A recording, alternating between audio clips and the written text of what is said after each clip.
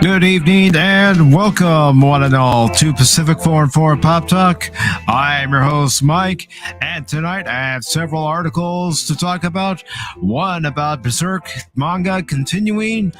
Also, another anime-related post I want to talk about is Dragon Ball Superhero getting a release date here in the States. There has also been rumblings about Deadpool 3. We also have some news related to the Obi-Wan Kenobi series. And we also have a bad take when it... Oh, excuse me, sorry. When it comes to Street Fighter 6. And we also have some news on a new Gundam game that's coming out as well. So let's go ahead and get underway here with the first bit of news. And that first bit of news is from Kotaku.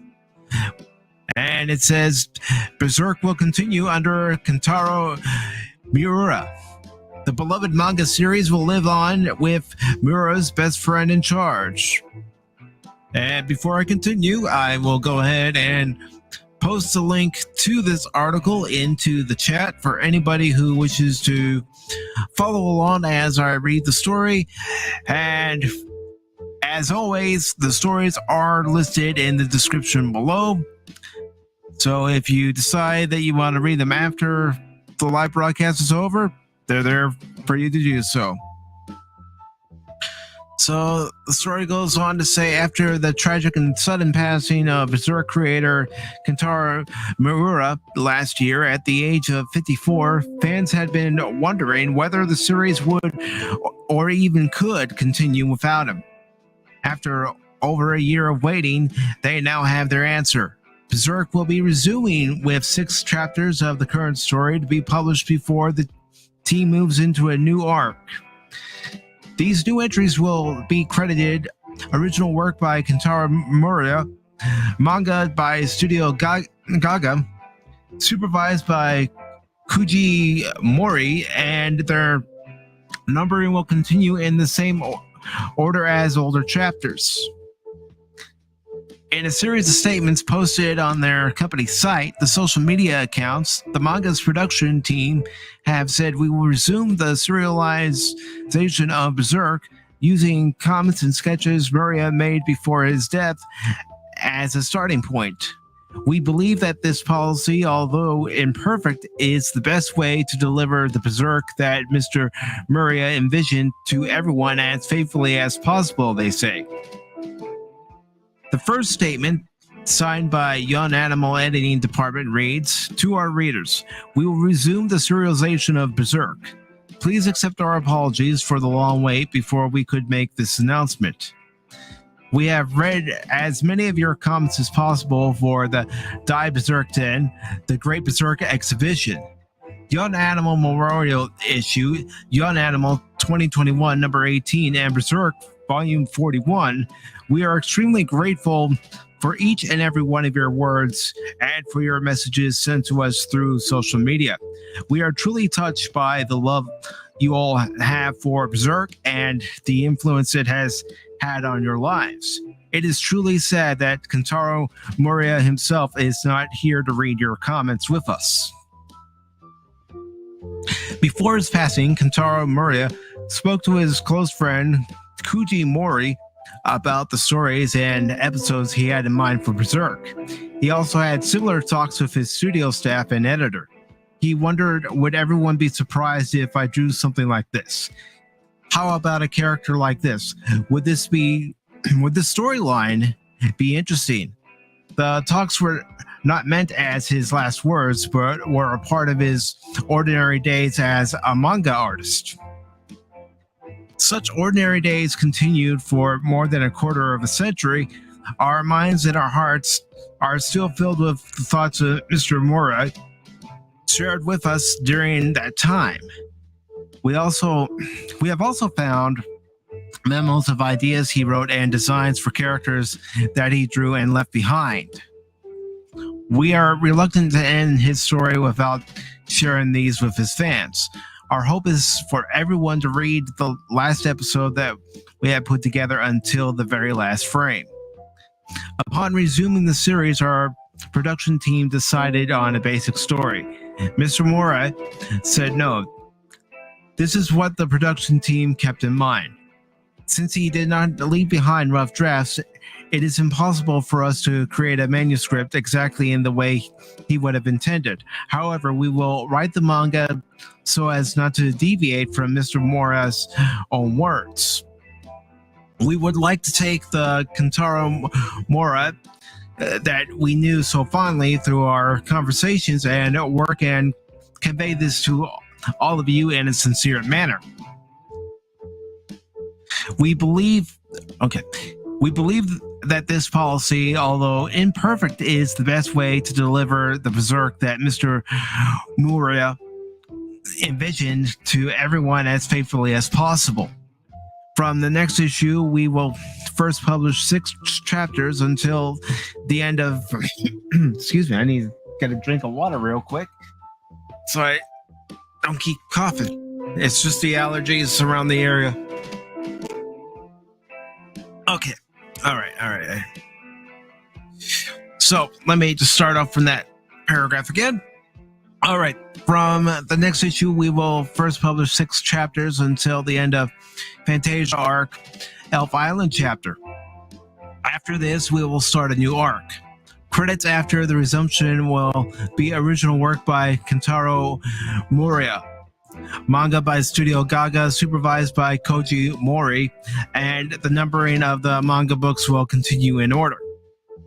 Looking back, the first volume of Berserk was published in 1990 with 28,000 copies released for the first edition. It was not an immediate hit and only a small group of people knew about it. Still, it drew avid fans and was able to hold their interest because people could feel Mr. Moria's desire to refine his craft. After a while, Berserk became a huge hit through Mr. Mora's extraordinary efforts and some good luck. Today, the first volume has been read by 2 million people around the world. We believe that Berserk has touched the hearts of many fans, and Mr. Moria would be happy to know that his thoughts have had great influence on people's lives and work. We hope that everyone will continue to have the same connection with Berserk in the chapters to come. Thank you to all the fans who sent us messages. We are also grateful to the many fans who quietly supported the manga through their thoughts. Every one of you will be the source of our energy as we move forward. We are truly grateful to you all. And of course, it posts June 2022 and Young Admiral Editing Department. And before I continue, I do want to say welcome to Brandon Looney Tunes Fans 2000, and he has 561 subs now. And here's what I'm going to do for you, Brandon. I'm going to go ahead and post your link in the chat for anybody who wishes to subscribe to your channel and check out your content.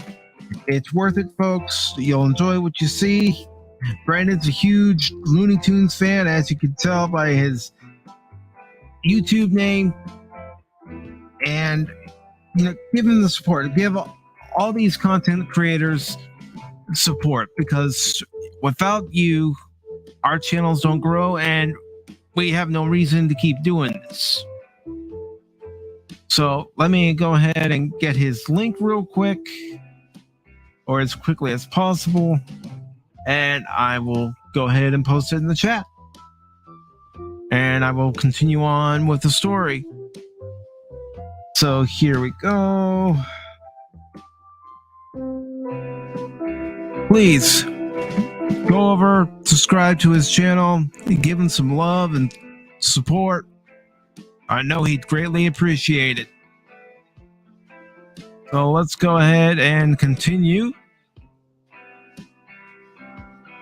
The article continues by saying a second statement signed by Muria's close friend and Hollow creator Koji Mori, going into more detail about the path of the manga's future storylines, will take, say, nearly 30 years ago, Mura, and I'm going to keep mispronouncing it probably, but I'm going to keep trying.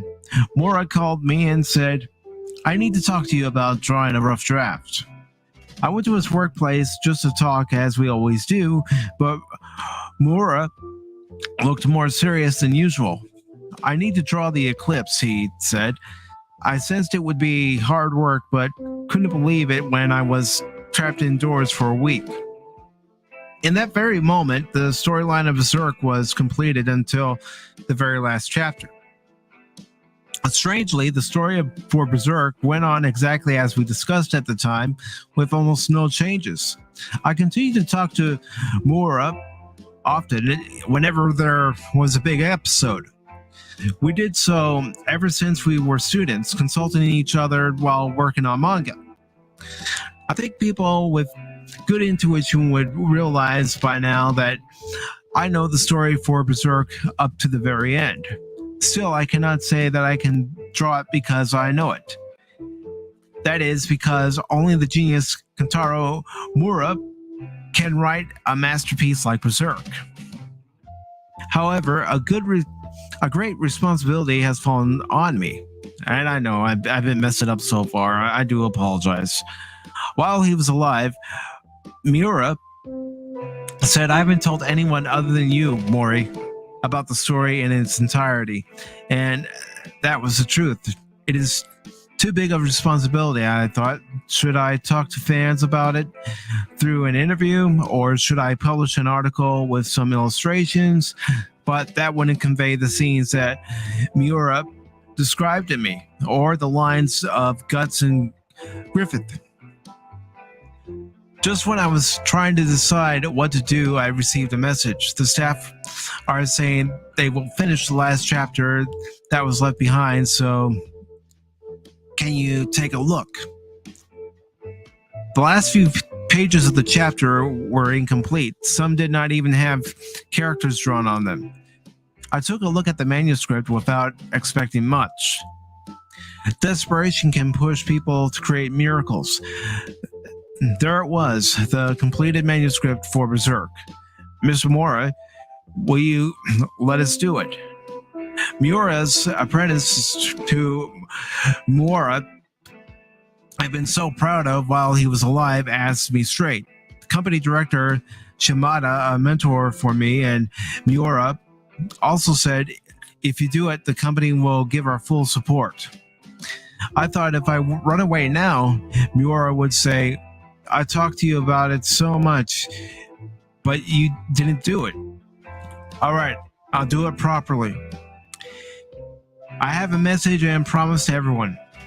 I will recall the details as much as possible and tell the story. Also, I will only write the episodes that Miura talked to me about. I will not flesh it out. I will not write episodes that I don't remember clearly. I will only write the lines and stories that Miura described to me. Of course, it will not be perfect. Still, I think I can almost tell the story that Miura wanted to tell. The talent Miura's apprentices have are real. They are brilliant artists. Many of you may not be fully satisfied with Berserk written without Miura, but we hope everyone's thoughts will be with us. Now that's an awesome story. That's an awesome announcement, knowing that someone who is familiar with the work of the original creator for Berserk is willing to take on the responsibility of continuing that work with the stories that he had been told. So that's great, you know. I hope it turns out great for all the Berserk fans who've read the manga, and you know, I just wish all the best for this project. I really do, because to take on someone else's creation, even though you've been told about the stories many times, still, it's their creation, and you want to do it with honor. You want to do it with respect to what was originally intended. And hopefully the final product is exactly what folks intend. You know, what the original creator's intention was. And, you know, you don't see that much in entertainment nowadays, where you're given the custodianship of a franchise and people don't give it respect. We see that too often with Star Wars and Star Trek lately, and it's disappointing. It's disappointing that you have people who take on these franchises and already established IPs, and they don't know what to do with it, and they write things that don't really correlate to what's happened before. They don't stick to canon because canon doesn't mean anything. And here, you know, Miura's best friend is going to do the best that he can do to continue on his friend's work. And that's admirable. In my opinion, that's admirable. So I'm going to go ahead and move on to the next story. So let me just close this window here and bring up the next story. And since I was talking about respecting the original work, well, I want to know something from everybody. What's your thoughts on Obi-Wan Kenobi? Do you like it? Do you dislike it? Do you have no problem with the story that's being told so far? Or do you have a problem with the story that's being told so far? Because I'll tell you, after seeing the 4th episode, I'm still not all that impressed with this series. Oh, but I have this story here from Superhero Hype, and it's talking about Obi-Wan Kenobi head writer addresses apparent Inquisitor plot hole. And I also have another story in relation to that as well. So let me go ahead and post the link into the chat.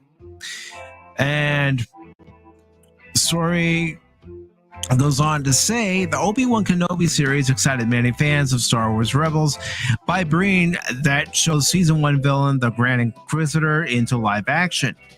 Even though Jason Isaacs proved unavailable to reprise the role, Rupert Friend managed to duplicate his calm menace and love of his own voice. Friend also made clear in interviews that he thought this character was the same one voiced by Isaacs, though he avoided watching Rebels so he wouldn't simply be doing mimicry. However, in episode 2 of Obi-Wan Kenobi, he takes a saber through the torso from Reva, the same kind of stab wound that killed Qui-Gon Jinn, and characters' conversations in subsequent episode made clear that he was indeed dead, at least as far as everyone in the Empire is concerned. So how could he still be alive later in the timeline, where he dies again after a battle with Kanan Jarrus? In a new interview with Vanity Fair, head writer and executive producer Joby Harold addressed the seeming contradiction. As you know, we would never break canon, he laughs. Well, that laugh right there, we never break canon, ha ha ha. That tells you right there, yes, we would. We don't care about canon. So that's all I'll say. Canon is everything. Apparently not. We all know where we're going in the show. Really? Really? I've watched 4 episodes and I see no direction. Absolutely no direction. This series is lost. It's a series without a proper direction and proper respect for what came before from previous films and TV shows. So anytime you can undercut that, pull the rug on that, have a reversal. The reversal got the audience reaction he expected. At the Star Wars Celebration screening, he says, it was an audible gasp. The people were not expecting that at all. That was quite gratifying because that's the intention to show. It sounds like we have not seen the last of the Inquisitor. Maybe Darth Vader is lying about him being dead, or maybe he has a twin, perhaps a clone. Whatever the case, Harold appears to have an answer in mind that he's not telling yet. What do you think will become of the Inquisitor? He's dead, Jim. He's dead, Jim. Even if he does show up, this series so far, after 4 episodes, and this is just my opinion, has no direction. Has no direction. It's poorly written. It doesn't pay any respect to what came before. Obi-Wan looked like a fool holding his lightsaber in the 4th episode instead of an experienced Jedi Master. And don't tell me he forgot how to wield a lightsaber. It's like riding a bike. You never forget how to ride a bike. There are tasks that you've done most of your life. Even if you stop doing them, you still know how to do it because it's second nature to you. So I call BS. I really do. And let's go ahead and go on to the follow-up story I have here from Bounding into Comics. So here we go. And I'll go ahead and post a link. And this article from Bounding into Comics says it like this. Obi-Wan Kenobi writer appears to be oblivious of Revenge of the Sith, has no clue Kenobi knew Anakin was Darth Vader. That's the thing. None of these writers for Star Wars, Star Trek, Doctor Who know what they're doing. They don't. Again, canon means nothing. Canon that it was previously established means absolutely nothing. So, the story goes on to say, and before I say anymore, this article was posted on Monday by John F. Trent, and the story goes on to say Obi-Wan Kenobi writer Joby Harold recently discussed the latest Disney Plus Star Wars show and appeared to reveal that he had no idea that Kenobi knew that Anakin Skywalker became Darth Vader. Speaking with the Wrap, Harold revealed he didn't originally pitch Kenobi not knowing that Darth Vader survived their battle. He said, that was actually not something I pitched originally. That was something I discovered along the way and sort of had to confirm with Pablo Hidalgo. And really think, hold on a second, what does he actually know? He knows that Anakin is Darth Vader because he was there in the Jedi Temple and looking at the surveillance when Palpatine's there in the Jedi Temple and calls him my young apprentice, and he knows that Anakin's Darth Vader because of Yoda. Come on. From there, Harold listed off a string of questions, with one of them implying he and the team at Lucasfilm working on the show do not realize that Obi-Wan Kenobi knows that Anakin Skywalker is Darth Vader. He questioned, does he know the moniker Vader? What would that mean? Can he associate the two? What is he cognizant of? How isolated is he? Where's Vader at the time? Where's his reputation? And how well known is he? And all those pieces of the puzzle. Vader's feared, and the reason, other than watching for Luke, that Obi-Wan Kenobi is on Tatooine is because the Empire doesn't have any control on Tatooine, at least not yet.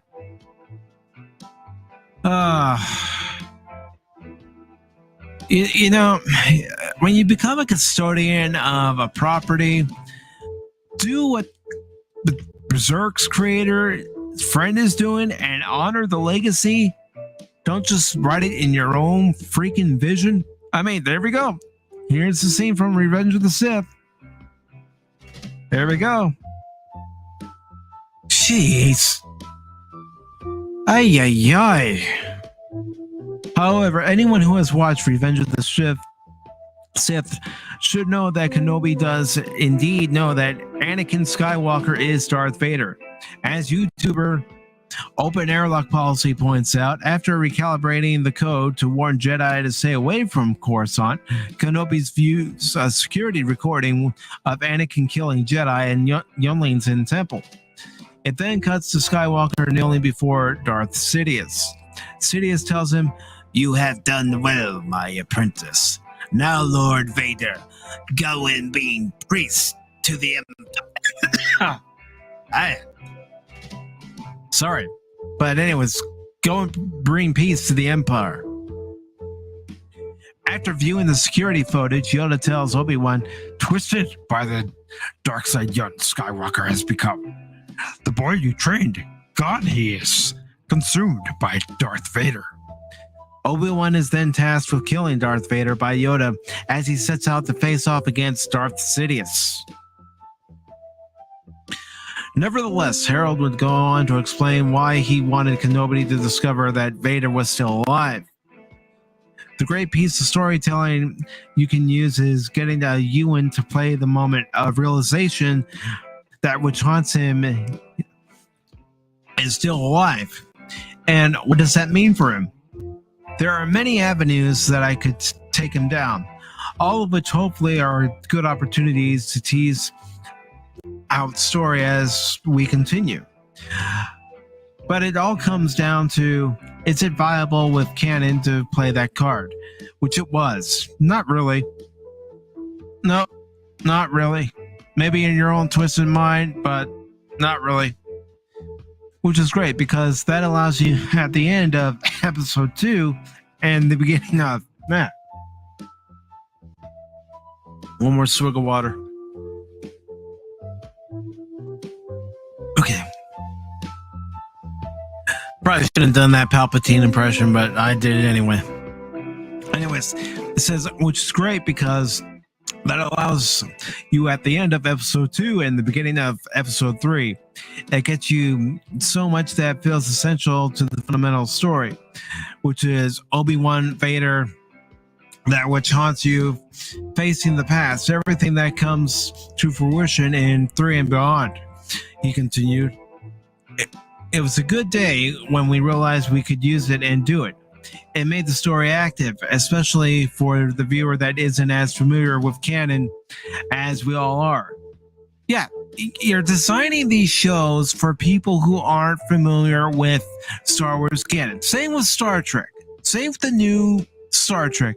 They're doing it for people who have had no interest in these franchises before in the past. They're writing it for them. They're not writing it for us. They're writing it for them. They're not writing it for the fans who have the books, have watched the movies over and over and over again, and soaked in every bit of knowledge that they can get. They're not doing it for us. They're doing it for the normies. And welcome, Phil McCracken. I am here to support, but Star Wars is almost dead to me, bro. Yeah.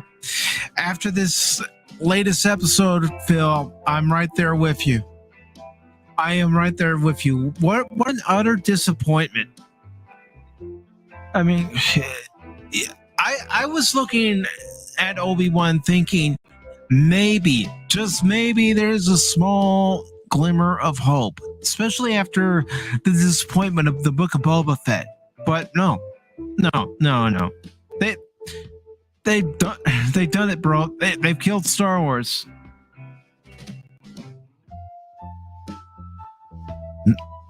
Bill,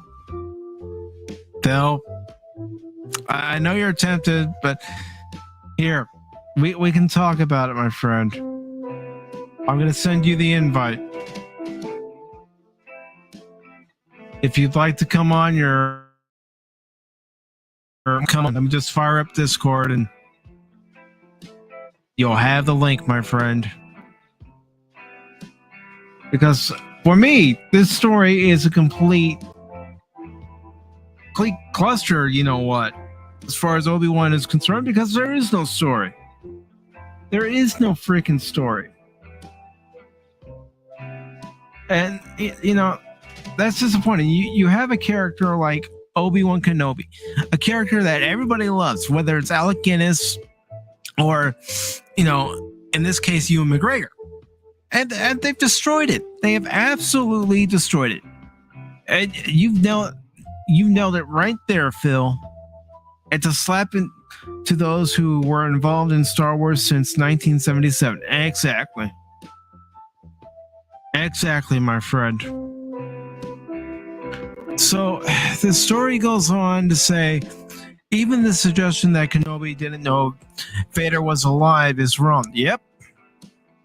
And before I bring in Phil, I am gonna turn down the music because I want to be able to hear what he has to say as well. So actually, you know what? I'm gonna turn it off.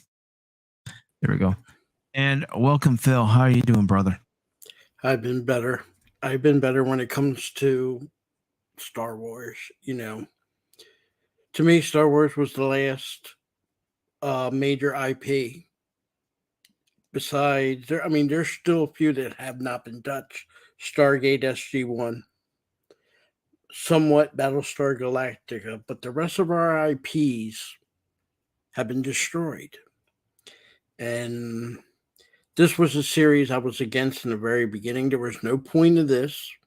It was beautifully done between Revenge of the Sith and what we got in A New Hope.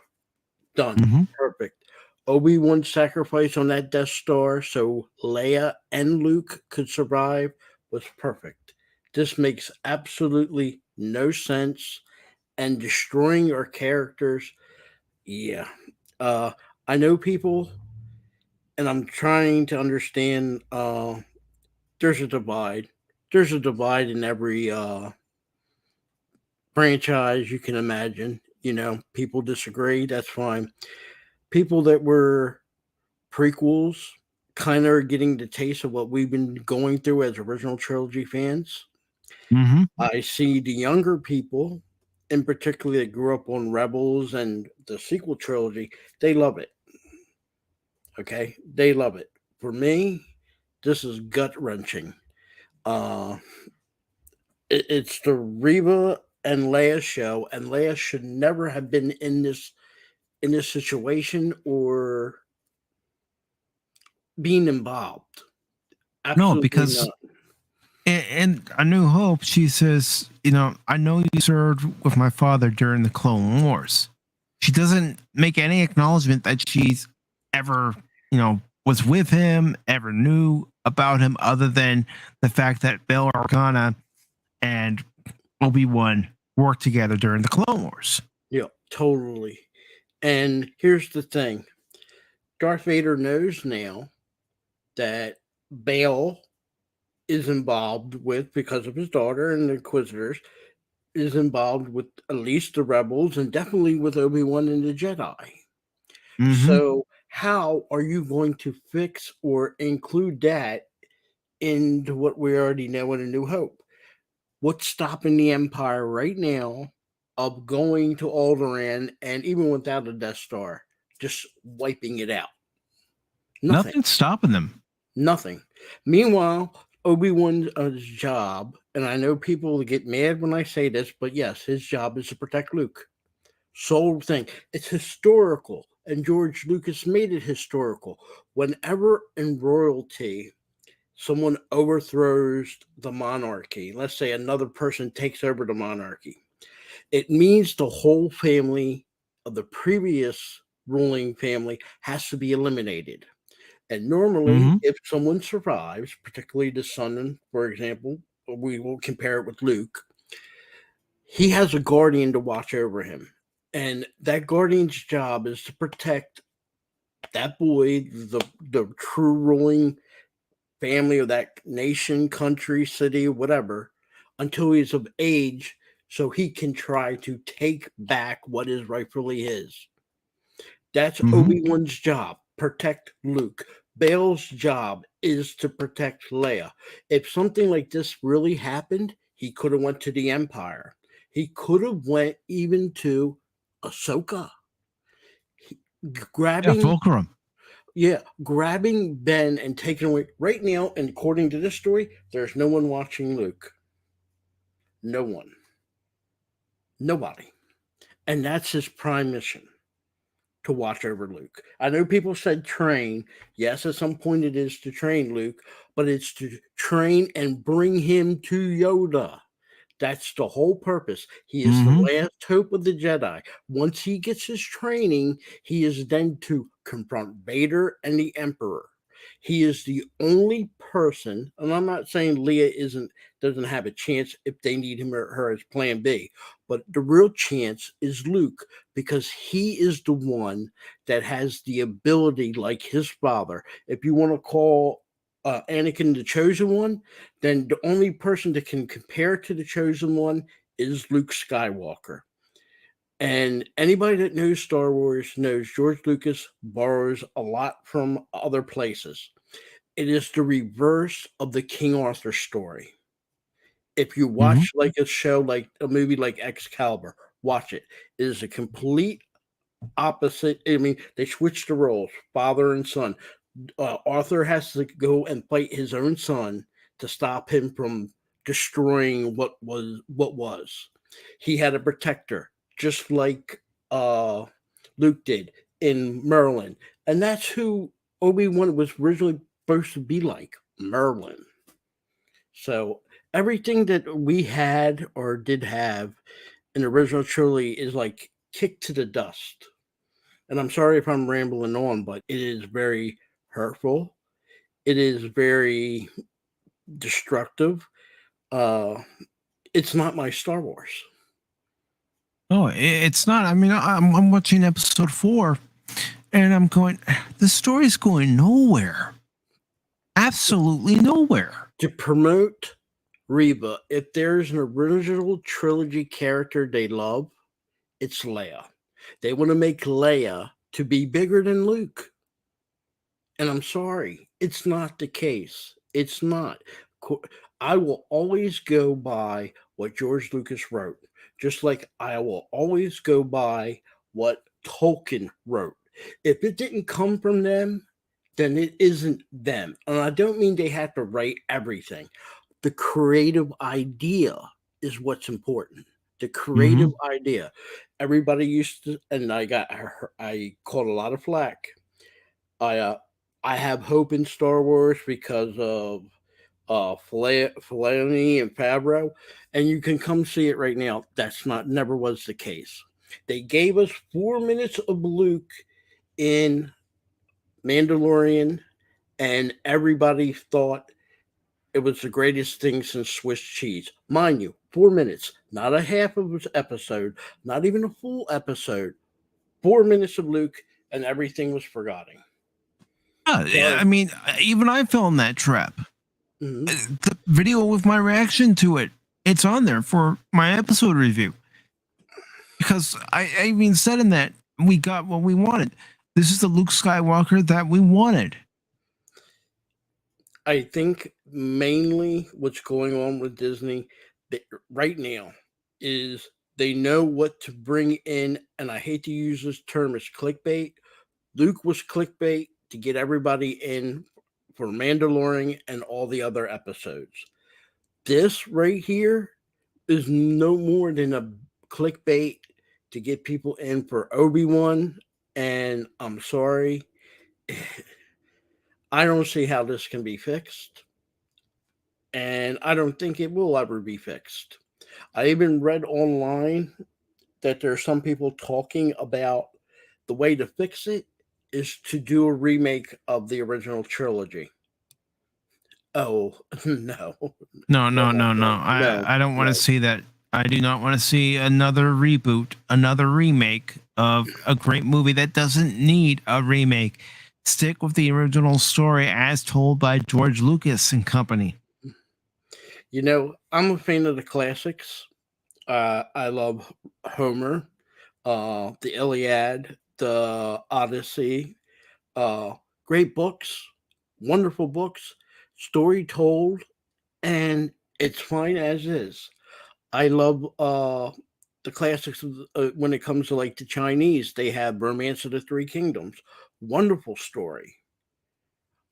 I don't want anybody to come along and change any of their stories because it's perfect as is. Even if you're saying it's not historical, It's perfectly fine as is. We didn't have a problem with people of color. We No. all love Lando. Lando was not hated. Lando was not criticized. Everybody loved Billy D. Williams. So there's the first lie Disney Star Wars told. And if Mace anybody, Windu. yes, Everybody loves Mace Mace Windu, Windu. We all everybody love loved him. Samuel L. Jackson. When people were saying with the show, oh, we have Hugh McGregor, he's an executive producer, he's going to make sure the character's taken care of. Do me a favor. When you get a chance, go on YouTube, look at his interview for what was it, Birds of Prey, and listen to the words coming out of his mouth. I'm sorry. This is I have never used in all my life. I'm 50 years old. There are actors I love, but I don't like their acting's great, but other than what other stuff they bring, I don't heed to or listen to. Same thing with sports people, athletes. Yeah, they're great if you love an athlete, perfectly fine, but you don't have to follow their beliefs or their politics. Never No, you did. don't. But in today's world, they all have to put it in. Look what's going on with the Devil Rays down in Florida. Yeah, the 5 Devil Rays players who refuse to don the pride gear because of religious beliefs. And if it was anybody else's religion besides Christianity, they would accept it. But because, and I hate to say that, and I don't mean to bring religion to your show, but I'm just using what's going on today because it isn't just about Star Wars. It's what's going on today. And entertainment was never supposed to throw their 2 cents in. Granted, sometimes they did, but on a whole, we were only to get entertained. That's it. And first of all, we're not getting it. We're getting subliminal messaging. Second of all, we got 5 executive producers on Obi-Wan and 2 producers. That's 7 producers of the show, executive/regular producers. 7. Do you And they really still need that can't many get this right. producers? No. No, no. Like I said, it's gut wrenching. I know I can say to myself, I'll take the original trilogy, I'll take the prequels, I'll take the Clone Wars animation, both the one which was done by the people that made Samurai Jack and the one Lucasfilm did that we all love. Rebels, to a degree, I like Rebels, but I'm not crazy about Rebels. Never was. That doesn't mean I hate it. I accepted it. But after that, Rogue One, maybe I can throw that in there, but the rest, I'm done with Disney. I'm just really done with it. I want to see how they're going to end this. And at the end of the day, I can almost pretty much tell you, like I said, I'm done with Star Wars. Like I'm done with Doctor Who, Star Trek. I can't. I'm not going to accept it, and we don't have to accept it. You don't have to accept it, Phil. That's the thing. But We're all individual people. yeah. If someone decides that they're still gonna, watch anything and everything, Star Trek, Star Wars, Doctor Who, whatever it is, good for them. Let them enjoy what they enjoy. But as for you, do what makes you happy. I wish Disney would have just left it alone. I really wished they didn't buy it. I really hated the idea of them going to the sale. I think I was a knee-jerk reaction by George Lucas because after he got done, even with the little flack that he got from the prequels, he wasn't too happy that his movie, and nothing against it, Red Tails didn't do good. And the No. last one, there was a cartoon right after the sale that Disney allowed him to finish. It didn't do well, and that's another thing people have to realize. When somebody like George Lucas, Steven Spielberg, all these people, for every one successful movie they make, there's going to be 2 or 3 they're going to bomb. It's just natural. They're not going to succeed in everything they touch. It doesn't work that way. But to go today in today's world and say, I don't like Obi-Wan, and the first thing someone tells you, especially a company, you're racist because you think it's about Reba. I don't think anybody hates the actress herself. She's playing a part. She's only given what she is to read with the script and how to portray herself. Yeah, I'm not faulting the her, and script I and the know direction. anybody's faulting her. We have put down actors that done some bad roles before. Doesn't mean we hate them, and don't mean it makes us a racist. That's Disney's cop out now. Is if you don't like this, you're a racist. You know, I'm sorry. That's in today's world. Honestly, I want to tell you this. I grew up in the late '70s. I was born in '71, late '70s, early '80s. And I really thought that we have gotten past all this division. And it seems now, for some reason, as soon as we hit and I'm not blaming any particular person, but as soon as around 2007, 2008, it's like it came down. And something this is coming from Hollywood. It's coming from your music industry. Uh, I'm not happy what I heard a couple of days ago from CMA. Uh, I don't understand this. They want to talk about inclusiveness with everybody, yet they do the division themselves. You know, uh, and it doesn't need to be this way. None of this, what's going on in today's world, does not to be this way. You and me are different people. We like different sports teams. You're a Cub fan. I'm an athletics fan. I love the designated hitter. You probably think it's the worst idea in all baseball. Well, I mean, let me give some people some background with that too. You know, prior to this year, and for the 60-game season in 2020, the National League didn't have the designated hitter. So I'm 44, and I've been a Cub fan for almost 35 years, and for that 35 years, there hasn't been a designated hitter in the National League, and I got used to that style of baseball, that style of play. I understand it. I like the separation between the two, even though they're the same league. There's difference, but the rules were if a National League team plays on an American World Series, for example, this is before they had inter league play. It was World Series. If it's a National League park, no designated hitter. If you played at the American League park, designated hitter. And I thought that was wonderful. I like interleague play. Don't get me wrong. I think it should stand the way it was because then let's look at this way. Even baseball, if you didn't like the designated hitter and you were in New York City, you can watch the Mets. Yeah. You didn't have to be a Yankees fan. If you like the designated hitter and you're in New York, you got the Yankees. You don't have to watch the Mets. So there were options for you. It's like I said, I don't understand today's world a lot. And I guarantee you probably feel a lot the same way. But look at everything our entertainment has become just over the last 10 years. And if you don't like something, they automatically labeled you.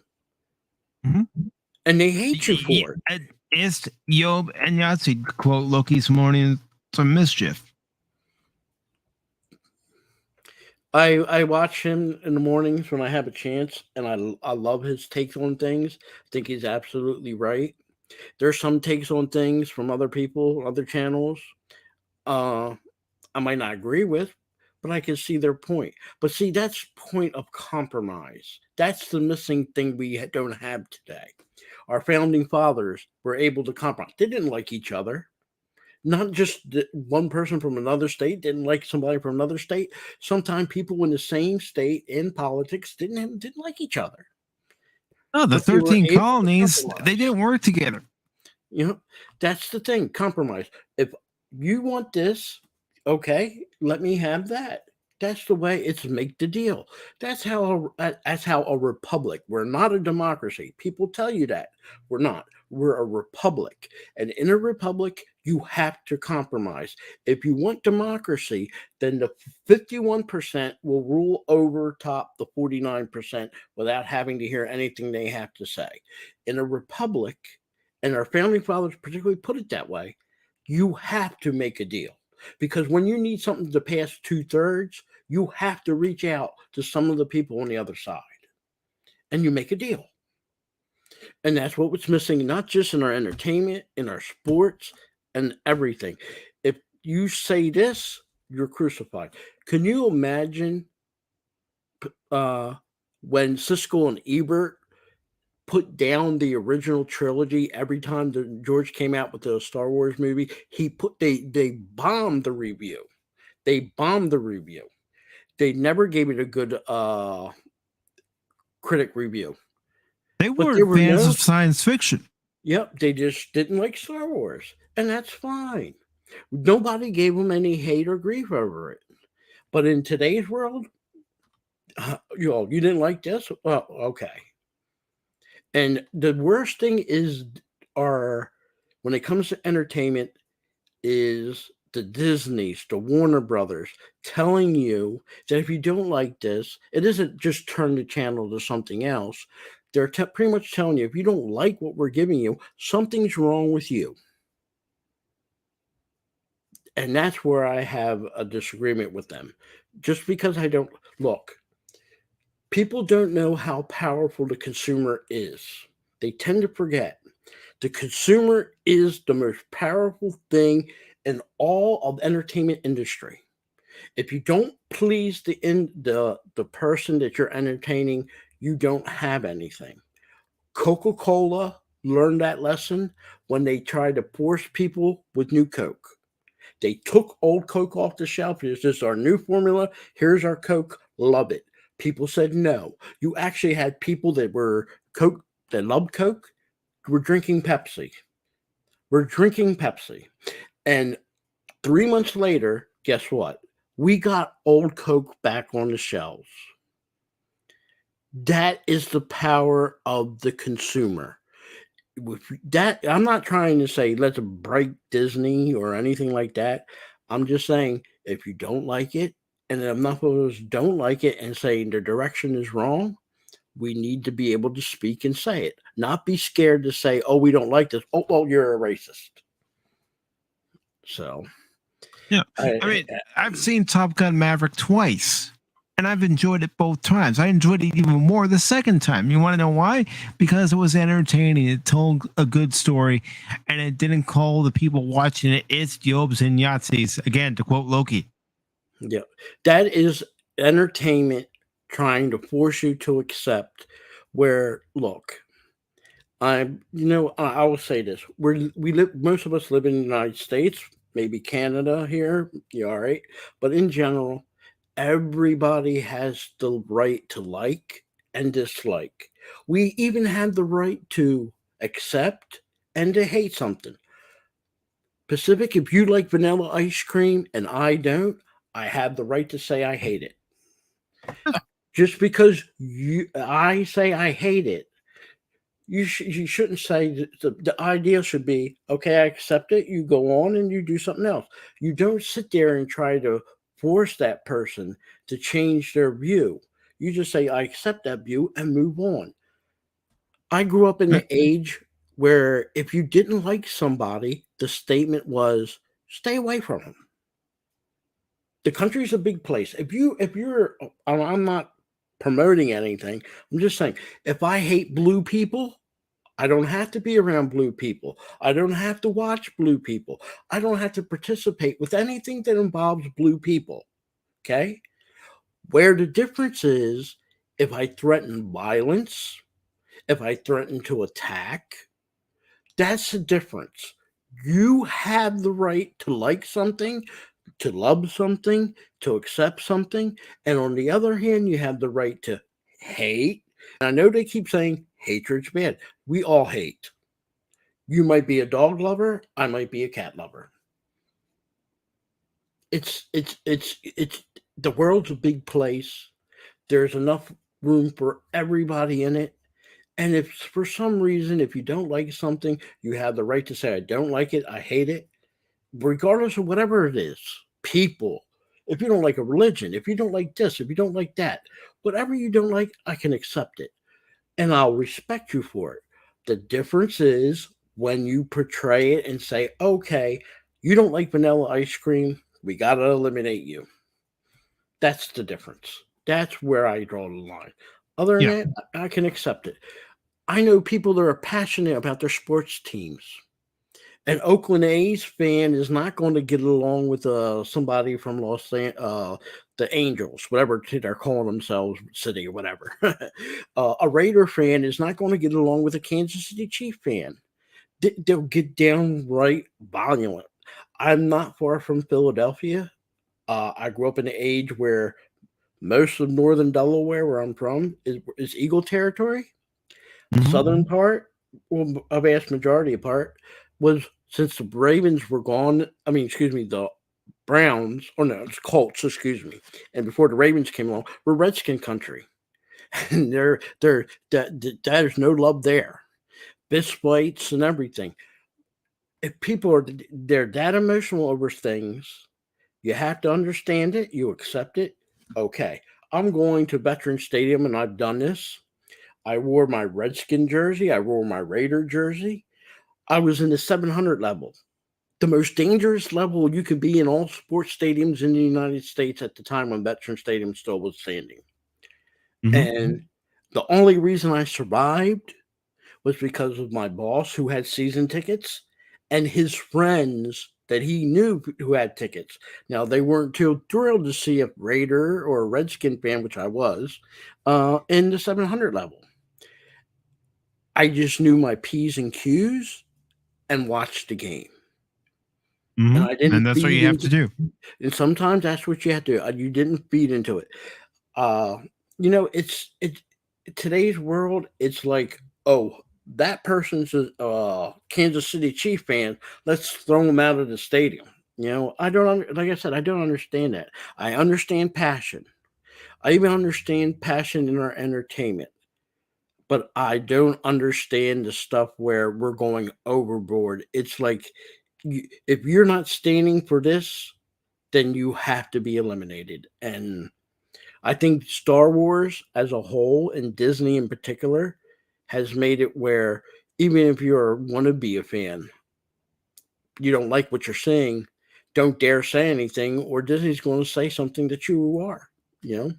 And Yeah. it's easy to throw the words out there. And I'm sorry if I'm rambling. No, Phil, it's all right. It's all right. I give people the opportunity to say what's on their mind. I'm not going to tell them, okay, you only have a certain amount of time to say your piece and then you're done. No, you got something on your mind, say it. Well, thank you for it. And like I said, sometimes you have to go broader and deeper in order to find out why things are this way. As a person, as I grew up, I always liked history. Now, I don't have a history degree, but I can hold my own against people that do. But I learn stuff. And the way I learn something, I find something of interest that catches my eye. I read what the person tells me, and I say, let me do my own research. So I go in there and I dig deeper. When I like somebody in sports, I find out, oh, he's good on the field. Let me see what he's like as a person. I love Dale Green. He is one of the best football players that I can remember of my time as a corner. Loved the guy. Loved how he stood, what he stood for as a person. Loved him on the field. Great. And the man did it for 20 years and could have done it for another 5 more if he wanted to. But I also liked him off the field. One of the few. So I said, all around as a person and as a player, that's somebody I can say I actually like. I wouldn't mind if I ran into him shaking his hand. There are some people I would not want to meet Lao Zedong. as a person. Good player, but temper and craziness. Yeah, that's the type of person you might love as a football player, but off the field, you probably want to stay away from. My opinion, just my opinion, Pacific, just my opinion. All right, brother. Yeah. But like I said, when it comes to Star Wars, you can't do it no more. You can't. You know what? I understand they wanted to show for some reason Obi-Wan PSD and traumatized. Who said he was traumatized? If we go by what they gave us, Rebels, there was no PSD traumatized Obi-Wan. New Hope, there was no traumatized Obi-Wan. How come automatically Disney comes up with this idea to make this in between them? All of a sudden, he's got PSD. And that's the thing I've even mentioned previously here on Pop Talk is that, when you see Obi-Wan at the end of Revenge of the Sith, and Yoda tells him, "I will teach you how to commune with Qui-Gon." Obi-Wan's eyes light up. Like, you're going to teach me how to communicate with my old master? I mean, he didn't say it this way, but if it were me, I'd be saying it this way. Yeah. Freaking cool, man. We didn't expect what was that? Sorry, Napoleon asked me this question. The 6th president of the United States. Let's see. George Washington, John Adams, Thomas Jefferson, John Madison, Monroe, the guy after Monroe. I'm going to guess. Is it John Adams' son, John Quincy? I think it might be John Quincy. You tell me if I'm wrong, Napoleon. Sorry, didn't mean to. I just saw this question there. So. Oh no! I saw it too, and I was gonna bring it up, but then you saw it, so that's pretty good. And I do want to say hello to Channel 66 as well. Welcome on, welcome. If you guys want to join the panel, the link's up in the chat. It's pinned up there, so you're more than welcome.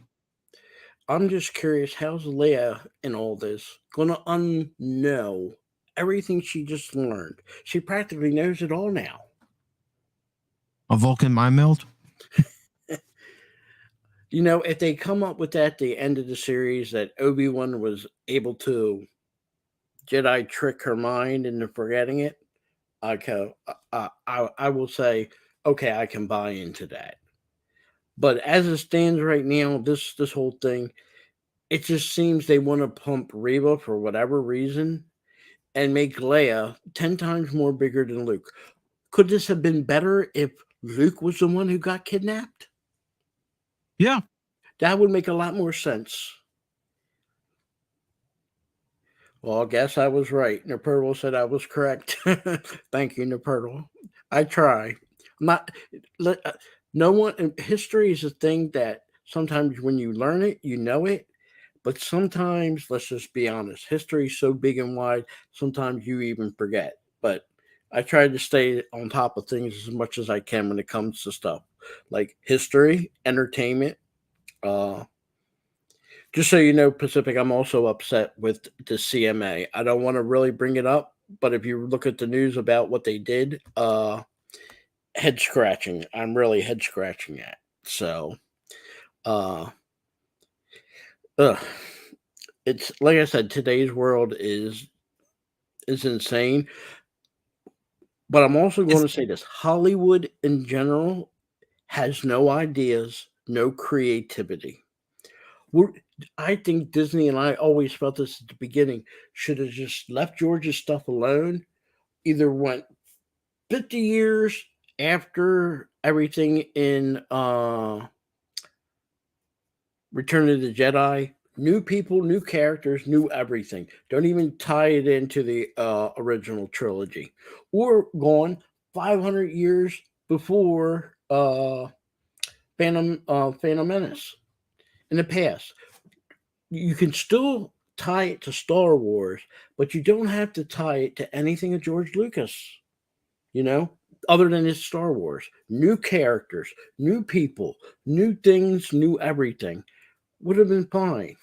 You know, Mhm. I will tell you this: if Disney really had their scruples, they should have turned to George Lucas and said, "You created Star Wars. You wrote the two trilogies. You have this third trilogy pretty much written. We're going to let you finish your story." I would have been on board for that. Let George finish the story. Then let's move on. More than happy with it. But I'm going to say this, Pacific, if you ever get a chance, most of what's good in Star Wars is coming from fan-made stuff, films, especially on YouTube. There's one, if you ever get a chance, it's called Mission, and it's about Raven. And if you look at it, it's only 30 minutes long. Watch it. You would be like, these people, if they had a fraction of what Kenobi cost, you would have an excellent Star Wars show or movie. I'm telling you, write it down. It's old, it's from 2015. It's called Star Wars Mission. I showed it to Paul a couple months ago, and he raved about how great it was. And it's fan made. Fan made. Okay. I'm going to check it out. So, you know, I hate to sound like an old fart. I am an old fart. But, I can accept change like anybody else, but not like this. I have never seen the day where a company turned on its consumers and because they don't like it, calls them names and criticizes them. It's unbelievable in today's world. Unbelievable. And please welcome at this time, Channel 66. You're going to have to excuse me for laughing. Welcome, Hey. Matt. Hey, what's up, guys? How's it going? Not much, brother. Not much. I tell you, your camera giving you that ability. It's going to make me laugh every time I see it. Pacific, I want to say just real quick, Norporio, the consumer is not submissive. The company, the person, the seller is submissive to the buyer because you're trying to sell something. When you're trying to sell something, you're going to put on the best. Think of like a used car salesman. He can sell you the worst car in the world, but if he promotes it right, you're going to be stupid enough to buy it. If he's a seller and he's not sugarcoating everything so you buy it, you're not going to buy it. You're not going to consume it. You'll go to the person that's going to say, "Hey, I got the best lemonade on the block. My lemonade is so great that you're not going to just buy one after you drink it. You're going to buy two." Use Carmen analogy when it comes to that. The consumer is the most powerful person when it comes to all things involving currency. What's the other word I'm looking for? Merchandise, everything. If you don't, you have to be able to judge and decide what is something over promoted to me, like Disney, over promoted, buying into the hype, or someone that says, independent company such and such makes better movies. You have to decide that. But as a customer, you want them both fighting for your entertainment dollar. You will buy what we are selling you. You will consume our product. And you will enjoy it with no questions asked. Yep. This is the way. Yep. If you remember with communism, and a lot of people don't remember, you grew up in the age without it. Communism is we manufacture and build what we want, what we think you want, and what you have to buy. And you have no other choice but to buy this product. Whereas us in the West, in a Western society, you have competition. I don't have to buy a Chevrolet. I can buy a Ford. I don't have to buy a Ford. I can buy a Chrysler. You have that freedom as a person to do that. So, And I like what Nerpoil says here because he's quoting Guinan pretty much from Best of Both Worlds Part 2 when she tells Riker that he has to let go of Picard. Like Guinan says, I will let go of a franchise because my relationship with Old Trek is beyond friendship and beyond family, and I will let the new stuff go. Yeah, pretty much paraphrasing what Guinan said in Best of Both Worlds Part 2.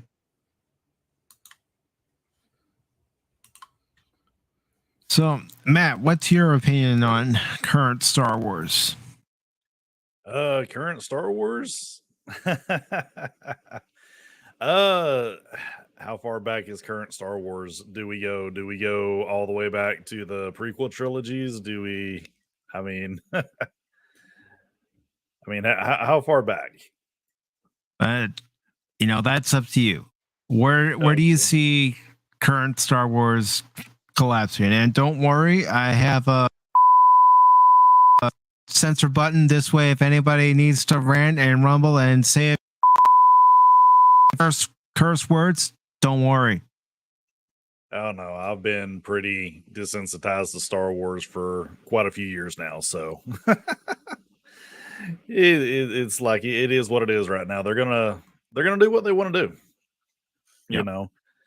And I completely agree with what Phil was saying about consumers do have all the power when it comes to purchasing, but there's something that something that I only learned being in management is that, for franchises to expand, they have to bring in a new viewer base, as in the old fans will continue to prop it up a franchise. The newer fans is what causes it to expand. If you don't have that expansion, then there's the franchise will kind of wither and die to some extent. I agree with what you're saying, but the difference. All right, let's just use Star Wars. Yeah, older fans, we're going to watch the movies. We're going to buy the movies.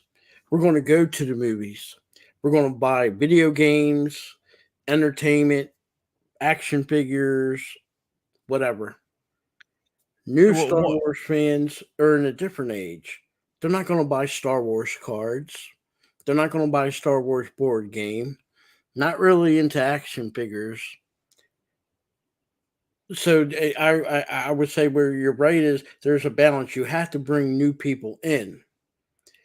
Right. But where I draw the line is, okay, especially in today's society, and I'm going to use this as an example.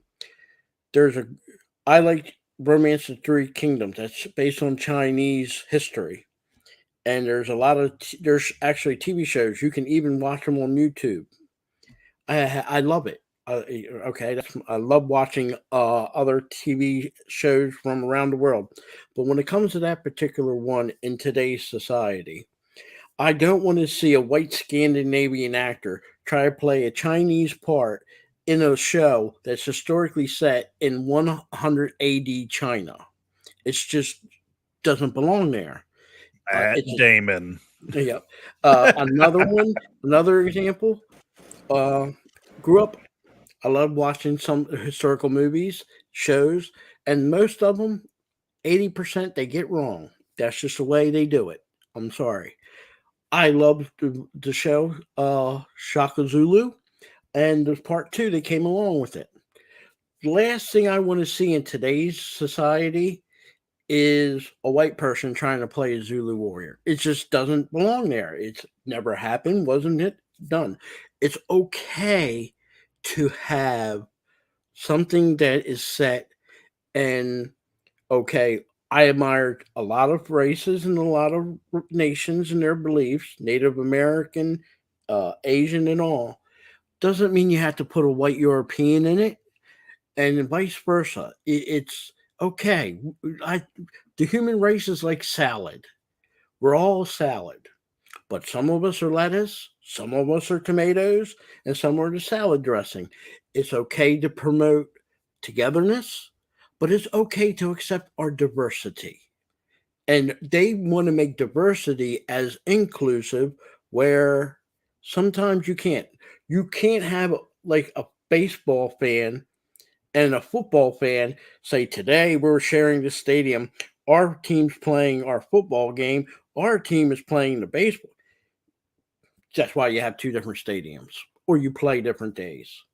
You have to compromise, or you have to accept, I'm trying to throw a bunch in there. I'm sorry if I'm confusing people. Oh, no, I'm just saying we can be inclusive, make something science fiction. You want to include everybody, that's fine. But like I gave you examples of, it's okay to be separate, it's okay to have, this is only meant, you can enjoy it as a non-Chinese person, but accept it that it is Chinese history, it's Chinese culture, okay? Doesn't mean you have to throw something in there just to make it acceptable, And I think that's something going on in today's industry, especially entertainment, that if you go against their new narrative that everybody's inclusive, you're a phobe, and we need to stop that. We need to stop it. Just because you don't like to go somewhere, like I said, I'll use an example. You don't like to go to India, doesn't mean you hate the people there, just you don't like it. And it's fine not to like something. It's fine to say, okay, it's just not for me. And we should back off and say, that's fine, that's good. That's the way you feel. We accept it. Where we need to draw a line is when somebody says, I hate this, or I hate these people, or I hate this certain people from another place, and say, I want to do harm. Once you do that, you have crossed the line into something more eviler than what you're thinking they're trying to say, because you said, I don't like this person or this nation. Not because you hate them, you just happen to don't like it. It's fine. There were people we went to school with right here, everybody in chat and then on this panel, that we didn't like. We couldn't stand. Welcome, Crit. And we avoid them people. Hello. I don't like this guy. He made me watch something for 3 hours and I'll never get my life back again. I love you, Kurt. Well,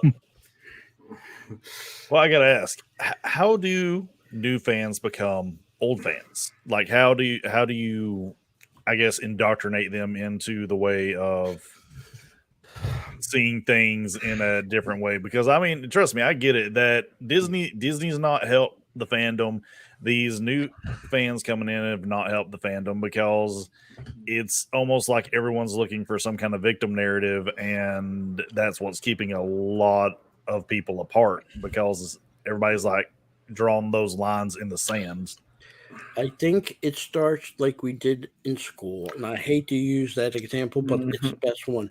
When you went to school, you were taught. It might not have taught you everything, but they may not give you the meat, but they did give you the vegetables. You read the classics. When you read the classics like Homer's Iliad and Odyssey, you say, oh, that's great. Let me find something more around the ancient Greek time. Okay, Jason the Argonauts. That's how you do it. Star Wars is the same thing. I'm going to sit down. We're going to watch the prequels. And then we're going to watch the original trilogy. And then you bring them into the movies that you like. And then you can even say, okay, for me, I cannot go further than the sequel trilogy. I just can't. But you watch it, and then you decide if that's for you or not. To put somebody in and say, I'm going to watch the sequel trilogy only, gives you a whole... I don't. That kind of gives you an idea who they are, what they like. I mean, me and Crit, we both like Godzilla. I don't mind watching a 1950 Godzilla movie. I don't mind watching a 1970 Godzilla movie. To me, they're all the same. They're all intertwined. Now, there are some few newer Godzilla movies that I wouldn't touch with a 10-foot pole. Oh, they're not bad. The new ones that came out, you would like those. Some of them I don't. I did like the one you showed me, Crit. I do like the one that's currently on HBO Max. I saw it. I didn't like it. The Godzilla versus Kong, or no, the other one. Shin Godzilla. Shin Godzilla, the one with I like that one. No, was it? It's not 98 Matthew Broderick, right? That one's Paul. That's not a real Godzilla movie. You're not talking about the 2014 one, are you? It wasn't Bryan Cranston, the one where they cut away from Godzilla. One, yes.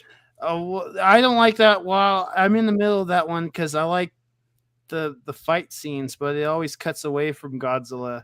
And then the second one, it looks beautiful, but then you can barely see anything because they got all the debris and rain and snow in front of your face. And Godzilla versus Kong, I think, was the best of them all. I didn't watch that, but I'm saving to watch that with you. Yeah. We will watch that. We'll get Paul. Well, Paul needs to watch some 90s Godzilla. He's refused. But see, even like there, me and Crit have, we like Godzilla, but there's some things we disagree on. But when it comes to getting new people into it, I went to see Star Wars when I was a kid, 1977. I went with my father and my brother.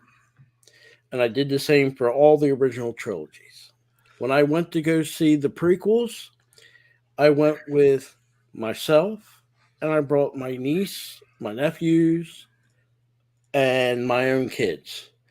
Last one, the Revenge of the Sith, I even brought my mom. She's seen Star Wars, but she never saw it in the theater, and I took her to go with my niece to go see the Revenge of the Sith. My mom loved that movie, even though it was dark. I went to go see the sequel trilogy. The first one, The second one, I didn't hate The Force Awakens. I thought it just set up stuff, and it was pretty decent. The Last Jedi, on the other hand, I think where they messed up really with Rey is they kind of doubled down on that whole narrative and really screwed the pooch on the franchise after that. They could have been a pretty good character. They wanted her to be greater than Luke Skywalker. Look, you're never going to get a swordsman, a warrior, a fighter without training. Luke didn't even just went in there with a lightsaber without getting some training. I almost want to think on the positive side that they overshot with Rey and that they were trying to give the kids of this generation their own Luke Skywalker, Mm-hmm. But they just went a little crazy with it. I think if it had been better written, and I'm not a J.J. Abrams fan, by a long shot. I could think of a lot of great people that could have been better directors than J.J. Abrams. And I'm sorry, I hate this. When you're doing a trilogy or even just two movies tied together, you don't get a director for just one and then pass the buck and then pass the buck. Even in the certain situations where you might have two producers, you have one executive producer that's overshot. Brockenheimer, for example, perfect person. He doesn't do the directing at the actual place, but he oversees the people that do. Go see Top Gun 2. Go see Top Gun 2, Phil. You've been adamant. You gotta go see it. I'm telling you. I've seen it twice. Enjoyed it each time. My problem with I just looked at the news. Kevin Smith, He-Man season 2. Okay, back. we gotta do a pop talk on that. Again, like all it was missed potential. I didn't mind that Luke's student was going to be a teenage girl, but the fact that she's the one to go getting into all these situations, and Luke's the one that just kind of dies on a rock from a stroke. Is kind of sad. And then don't get me started on the rise of Stinkwalker. That's a nonsensical movie. That's not even a movie. It's images that emotional damage. Horses. You know the bad thing about that? Horses in space. Is they like JJ could have brought Luke back. He really could have, because after he passed out, you don't really see him, and they could just be like, "Oh, mechanical hand doesn't drop." If you his hand wouldn't go with the force, his hand's mechanical. It would drop right there. If you watched, I'm not advertising my stuff. I liked. Okay, I'm one of the few who like how. Go ahead and promote yourself, Crit. Don't mind. Well, I did a full remake with voice actors and stuff of The Last Jedi. What I did, I liked the whole stuff. Phil McCracken, I liked the whole stuff with how Luke was towards Rey. He was mean and he was like failed and everything. But then I was like, after he talked with Yoda, we should have got the Luke Skywalker. Instead, we kind of got like a fake out where that's what made that movie more insulting. Was it's not Luke Skywalker, it became the Matrix Reloaded. and then like the main bad guy dies in the middle of the movie, Snoke, and you're asking, well, they never explained who he was. They didn't even mention who he was. He was just the bad guy. He was just the Emperor. It's all and the guy, the director, Rian Johnson, I just hate how snarky he is with people. Like, I'm so smart. You didn't expect that. And then I hate movies that try to act like they're deep, like you got to put thought into them, but they're actually like shallow. The Last Jedi falls into that category. Yeah, it had no substance. I saw Crit's revitalized, and I joke and say it was the worst 3 hours of my life. No, it wasn't.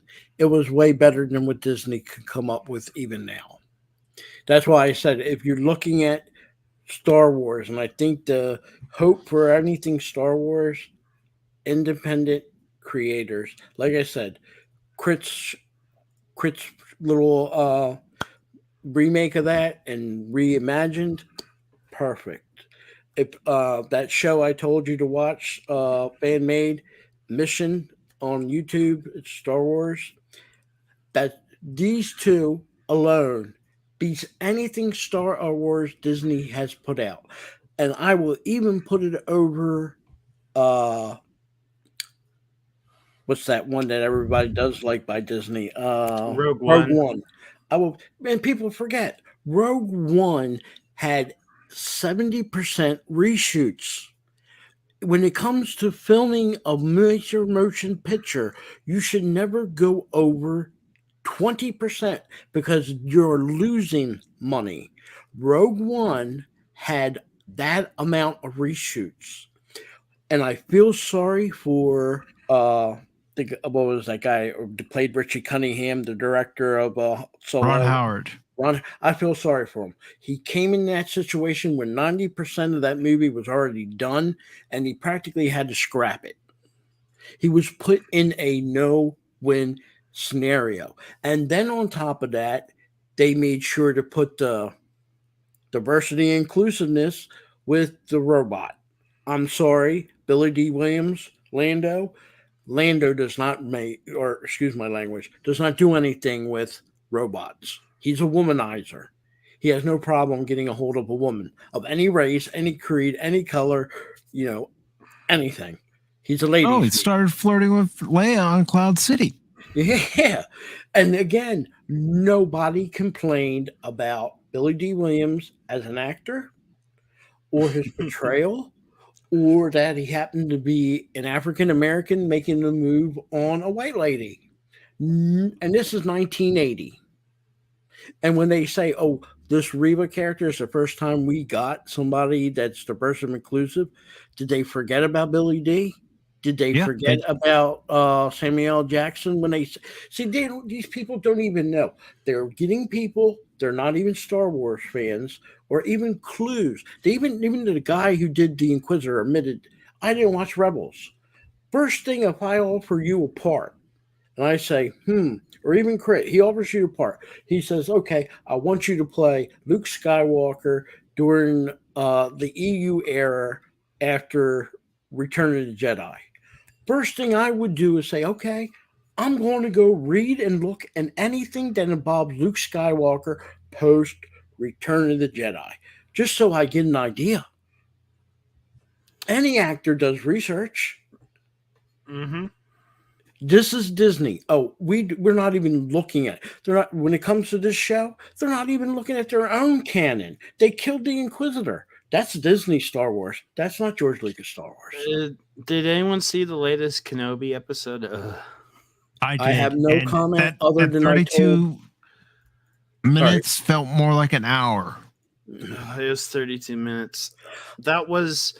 I think that was the most shallow Star Wars I've seen. Even worse than same level as Book of Boba Fett.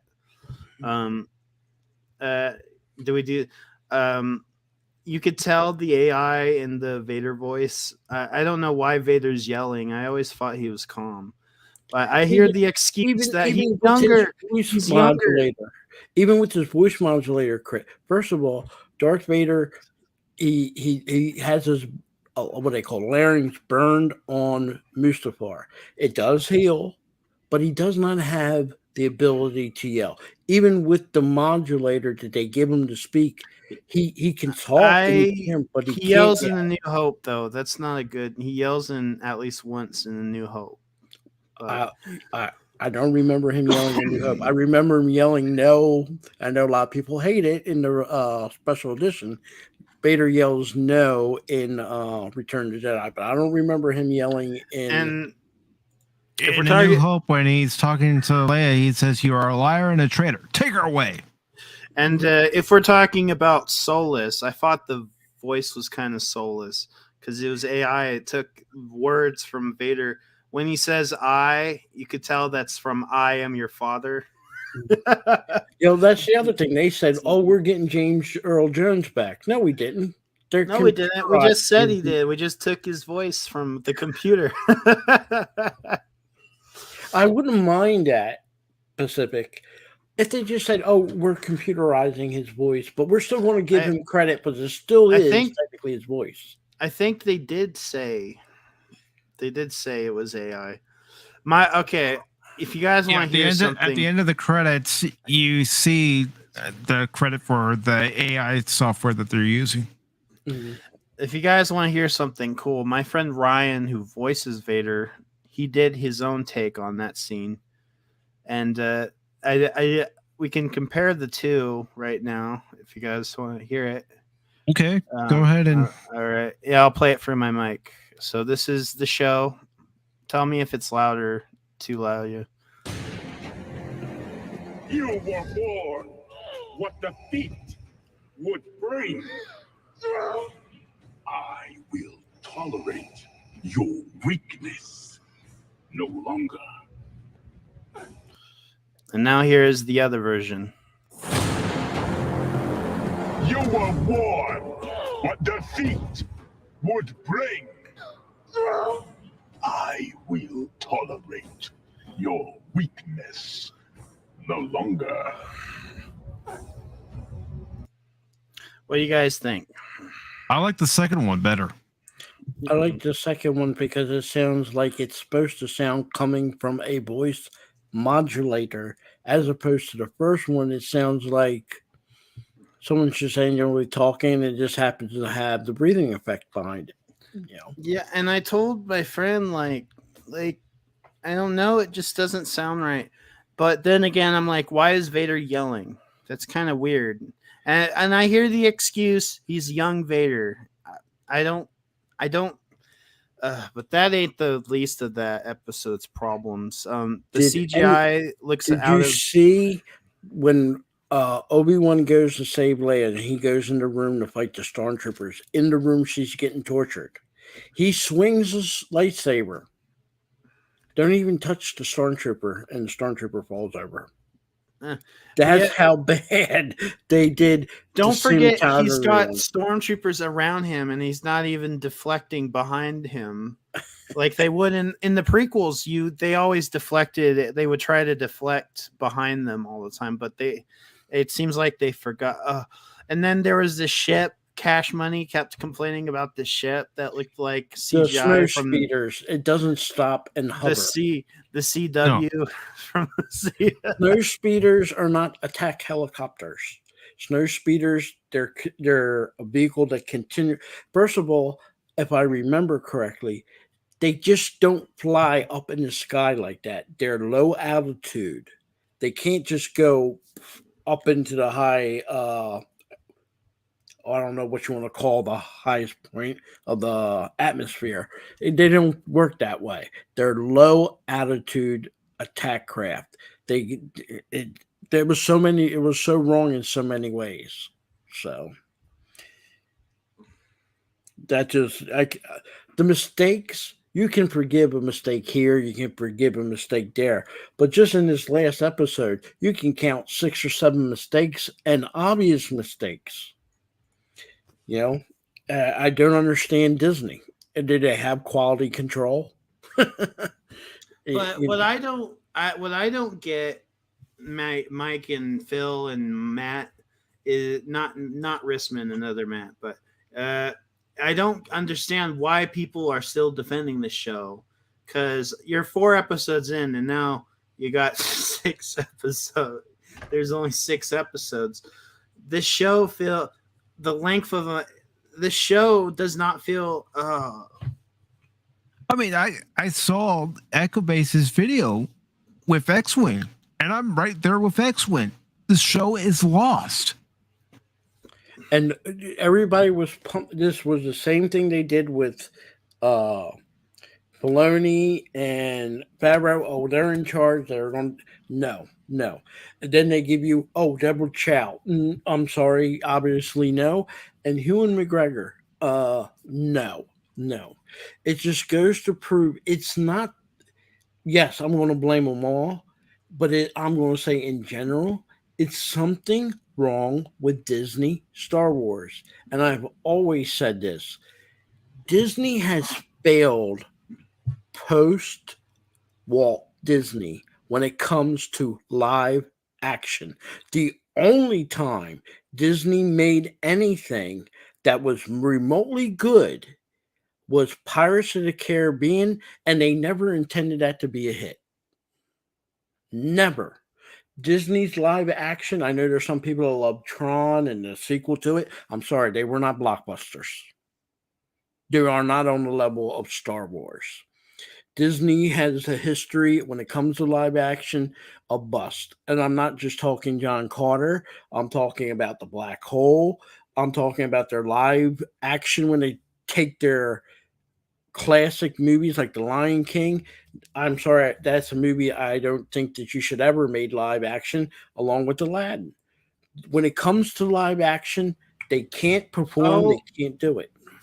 I'll tell you, Phil, I like the Aladdin live action. That one, get him off this panel now, Paul. No, I mean, specific. They tried. They tried. That is, it's the best of them all. I think the worst one of all those live actions is Mulan, because 1, they took out the Eddie Murphy dragon. 2, they made it the most boring film I've ever sat through. And 3, they took out the songs. By the way, in the movie, the whole point of the songs was they sang war songs when they're in the armies of the Chinese. Typical Chinese culture. When they actually get into the war, there's not a song. You don't hear a song till the end credits. You don't hear any more songs after that. But see, that's the thing. People, even something minute like that. When you go to a baseball stadium and you hear, okay, Cubs, they're infamous for take me out for the ball game after a certain inning. It's to pump the crowd up, but it's also to get everybody involved. Even if you're an opposing team, or opposing fan of the Cubs, if you're there, you're going to sing "Take Me Out to the Ball Game." Mm-hmm. It's a win-win. See, that's being smart. and being able to say we did our research, we know people like that, Yeah. something like that, something small like that. Walt Disney was good at that. Disney today is not good at that. No, they're not. And I think what we're all trying to say is we're tired of what we're getting from Disney right now, and it's pointless what we're getting right now from Disney. So let's go ahead and shift gears, and this is what I'm going to play from now on whenever I'm going to talk about anime. Now for a lesson. You may have heard these words before, but I'll teach you what they really mean. Go beyond! Plus!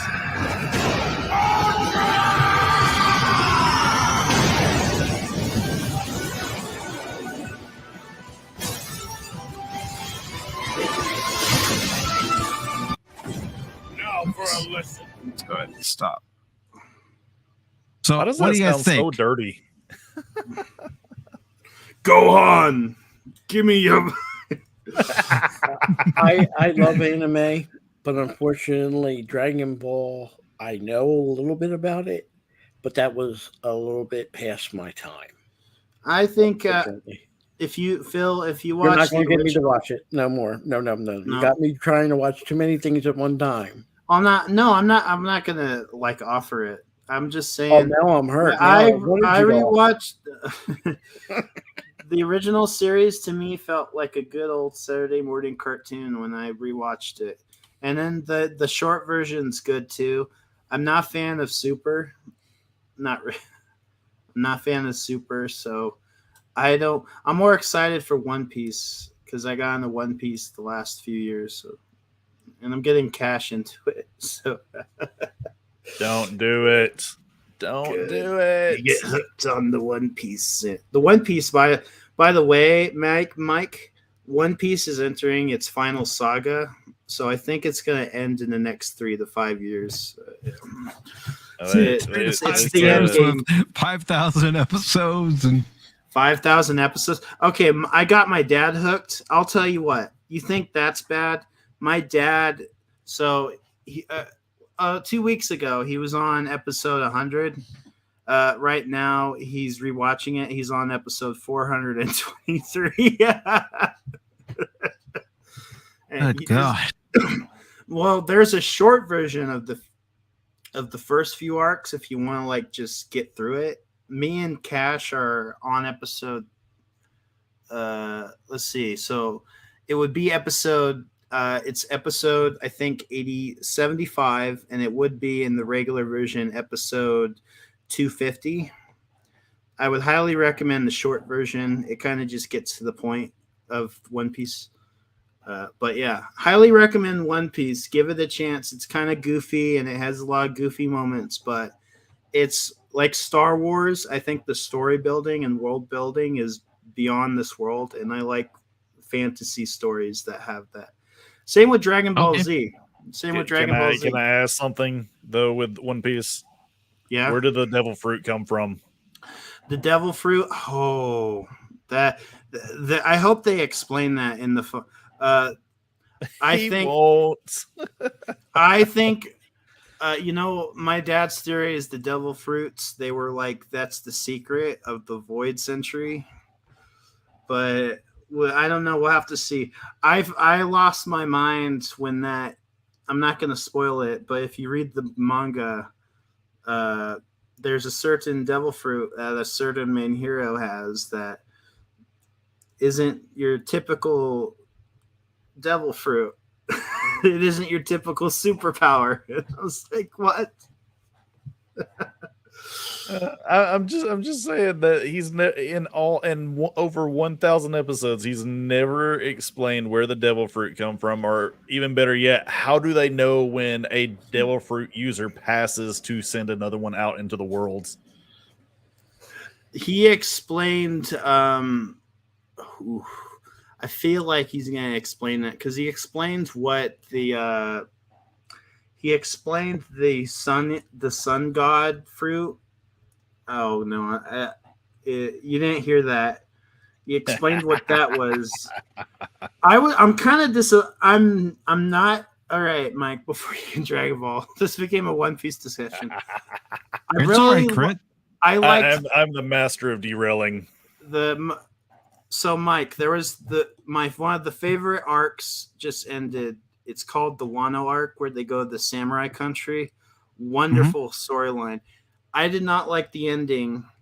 I kind of don't like the ending where the villain is defeated, because I think it's kind of weak, and it kind of just happens the way he gets defeated. It's like if you hyped up it's kind of like if you hyped up the Emperor in Star Wars, and he's like the final boss, and he has this giant battle that lasts a while, and then he just kind of just falls over.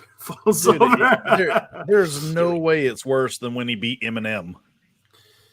Eminem? Scorpia arc. The last well, that There's one. no way it's worse than that. Cash. Yeah, I'll tell you what, Mike. There's an arc where they go to the islands in the sky. Cash Money was loving that arc. He kept telling me to play an episode.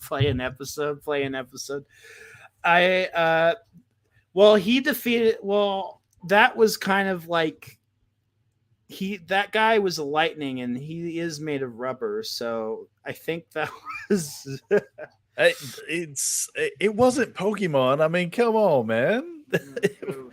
And every single one of those Scorpia people should have killed all of the One Piece crew. They were so overpowered. Well, guys, I got to go. Thank you, guys, for talking with me. And Pacific, thank you for calming me down. I appreciate it. Don't let the Kenobi hurt you, Phil. It's hurt me. It hurt me even before I'll tell you what. I think people are overreacting. The show isn't bad. It isn't good either. It's kind of in the middle. It could be worse. It could be Book of Boba bad. To me, it's worse than Boba. No, it's worse than Boba. I don't think it is. I think okay, Phil. The story of Kenobi, to me, you could see the story, and the story makes sense. To me, it's just poorly executed, and it's kind of underwhelming. You know what? That's the right word. Underwhelming. It could For me, they should never have went there. I didn't see the whole point of any of this show and why we even have it. You know, well, I think if they even went there, even if they did went there, Crit, they should have got somebody to at least know somewhat of the story of Obi-Wan. Not people, they just, okay, you can write, but you don't know Star Wars? Go ahead and write. I'll tell you what, my favorite movie of all time is not Star Wars, it's Jurassic Park. To see what they're doing to Jurassic Park is the same. To me, it feels like the fact that I don't even want to go see Jurassic World 3. And I don't care if I spoil this. The villains in the threat in Jurassic World 3 is not dinosaurs, it's locusts. How come in a dinosaur movie locusts are the main threat of the It doesn't make sense, and it's like I'm sorry to make you angry here, Crit, but I've got a movie theater that's gonna be playing it, and tickets are only $7, so I might actually go see it for $7. I enjoy your film. I mean, I think it's got a 39% on Rotten Tomatoes right now. So, I mean, go ahead, go. If it was playing the original Jurassic Park, I would go see it, but I'm never gonna go watch that movie. Remember, I went to go see Fallen Kingdom. That movie was the dumbest movie I've ever sat through. Once they left the island, the movie, I was done. There was a mansion. Mike. A mansion with an underground base. Phil's still here. Phil, you think you got bad with Kenobi? They have a dinosaur movie set in a mansion for a full hour. An hour. A dinosaur movie is where they're stuck in this mansion for an hour. In the nothing surprising me about Hollywood and their writing anymore. Really, nothing. It's like nothing. I don't. and this was the guy that writes these Jurassic Park movies. I get triggered. He was gonna write episode 9. And I read the episode 9 script. I kind of liked it. I kind of didn't. But I'll tell you this. In his script, to show you how good of writing he is, General Hux uses a lightsaber and commits seppuku. And then it says in the script, he won the Star Wars. He won the Star Wars. I mean, gosh. so bad writing. He lost the Star Wars. He lost. Well, guys, I'm sorry, but I do have to go. Right, Thank you again, Mike, for Hey. bringing me on and calming me down. All right. You're welcome, Phil. Have a Thank good you for night, coming on, brother. everybody. And Crit, I still hate you. You still owe me 3 hours. Have a good night, all.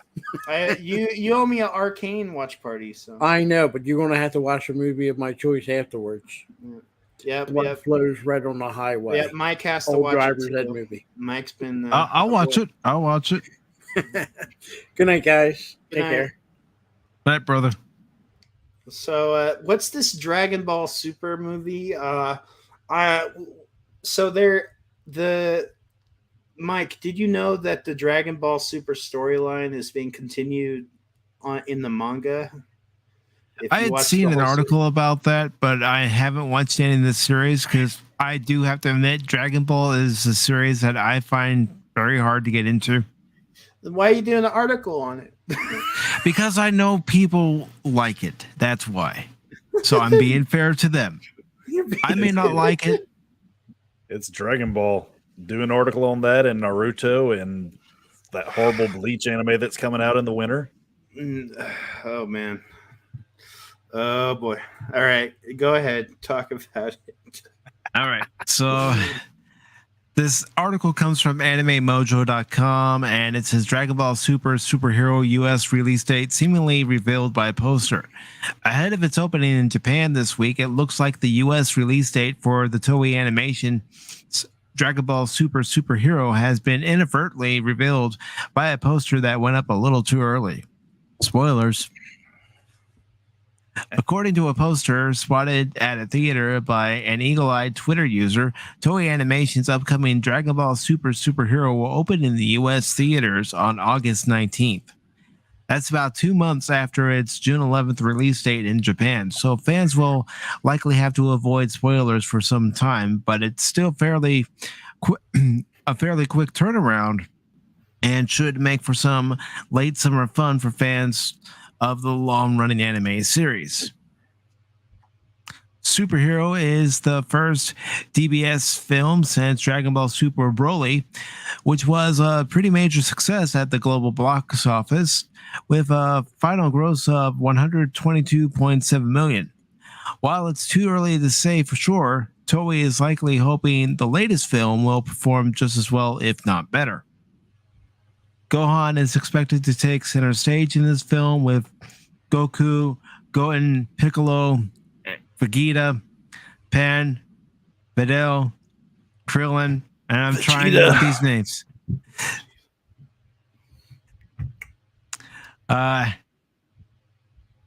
Yajirobe, Luma, Trunks, Android 18, Broly, Krillin, Korin, Thank you. Dende, Beerus, Whis, Frieza, Majin Buu, Cell. Does that help you, Mike? That helps. Hey, I'm just getting into anime. You should watch I think you would like the original Dragon Ball Z. I'll give it a chance. Super kind of drags it. I think Super kind of just like it's kind of like dries it out. But I like the original series. Yeah, but watch Kai because it gets rid of all that annoying filler. Oh yeah. Then again, I really enjoyed the whole feel of the old show. Yeah, the animation from the old shows was a lot better. They screwed up Kai. I forget exactly how. They redrew. Okay, so they upscaled it and then they like rescanned a lot of the cells and it kind of looks weird. And then they redrew. Yeah, it wasn't a great remaster. So. Yeah, not even the orange box was done well either. I own that. Yeah.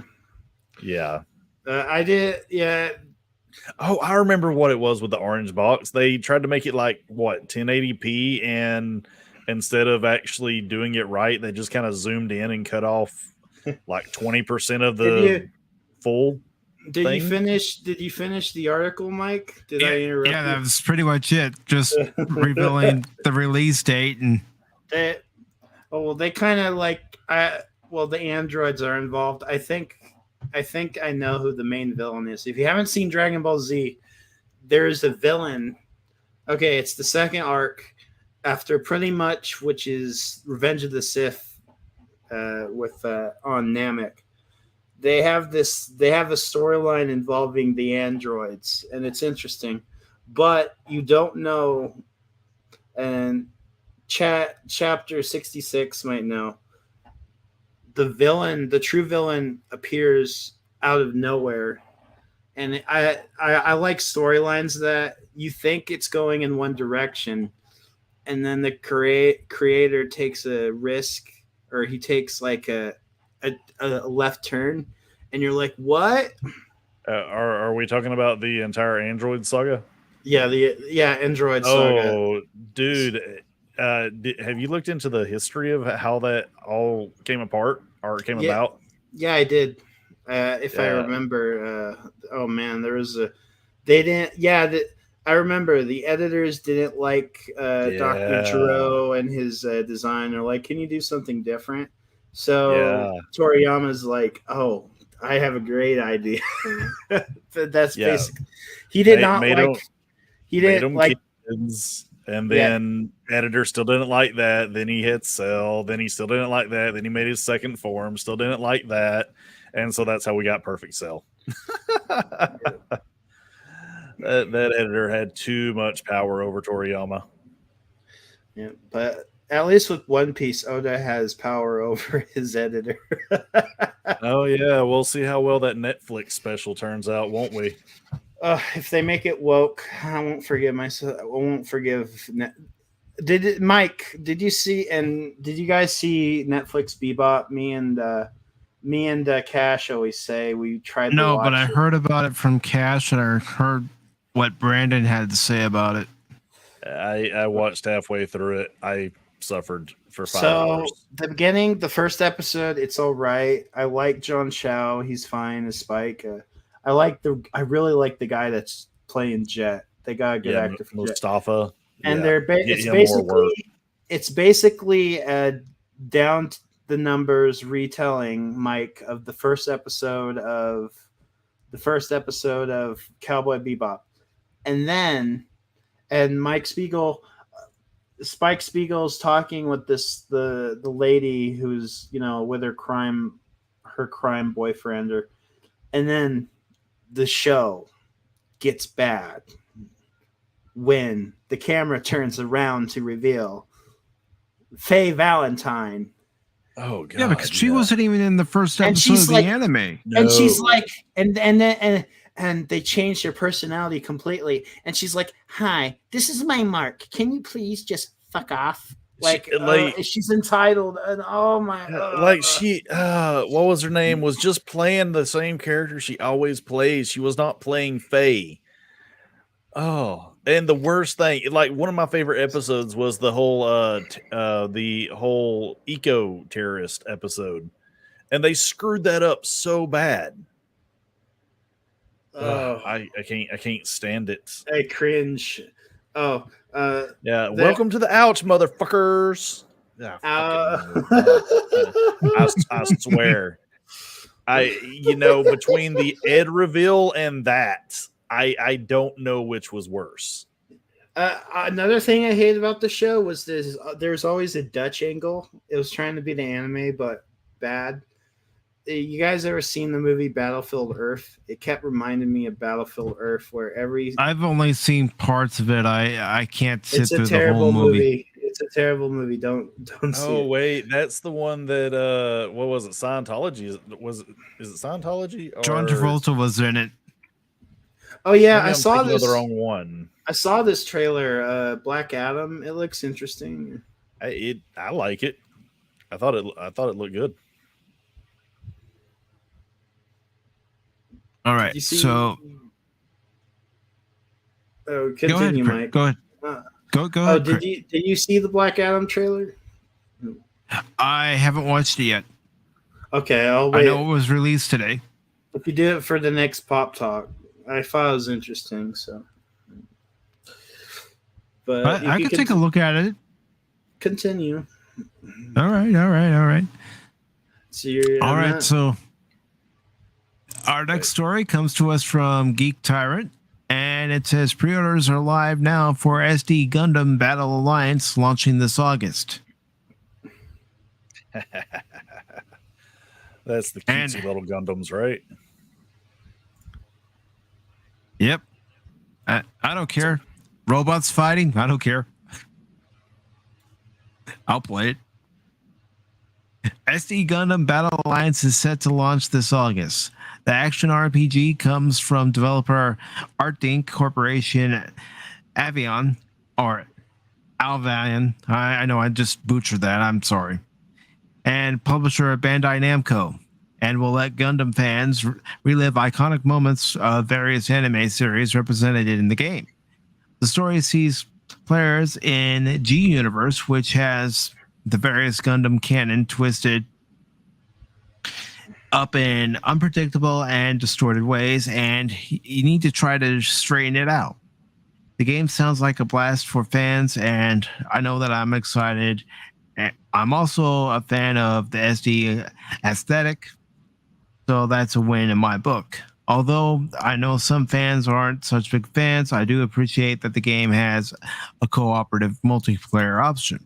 I don't mind that. Goes on to say SD Gundam Battle Alliance is a first of its kind Gundam experience with stylish visuals, fast-paced single or co-op play, and a space-time bending storyline that brings together favorite characters and mechs from across the Mobile Suit Gundam universe.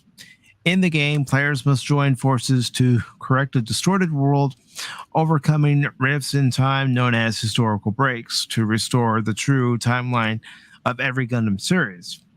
Each mission features single and multiplayer action, allowing up to 3 players to work together to progress through the game. SD Gundam Battle Alliance also features a progression system where players must develop, enhance, and reinforce their mobile suits with blueprints acquired during the course of their missions.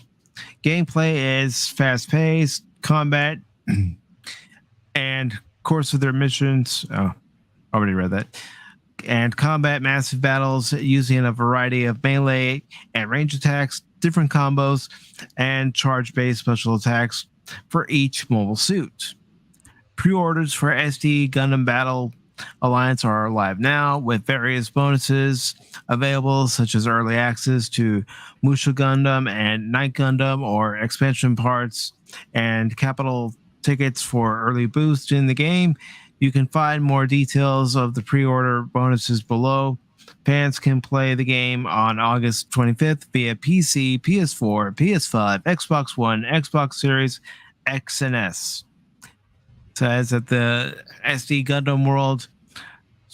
And you know what? I'm not even going to try to pronounce those words because I know I'm going to already butcher them. But anyways, you got 1 pack, receive units, Luby, Unicorn, Gundam. All right. So you get some pre-order bonuses here, and but as far as I'm concerned, I don't care. Robots fighting, I'll play it. I'll even play the trailer here. G Universe, a place where many stories come together. That's where the break happens. That's where a new story is constructed. It's a distorted world. And the story begins by you. SD Gundam Battle Alliance. New Gundam Action RPG game coming. Intervene in Gundam stories distorted by break phenomenon. Lead the distorted world into true history. Powerful visuals, dynamic motion, combo action. Hit combo with various weapons. Charge the SPA recast gauge and unleash your special attack. Each mobile suit has its own powerful special move. This is the new generation of SD Gundam action. Develop new unit with the capitals and blueprints you obtain in the field.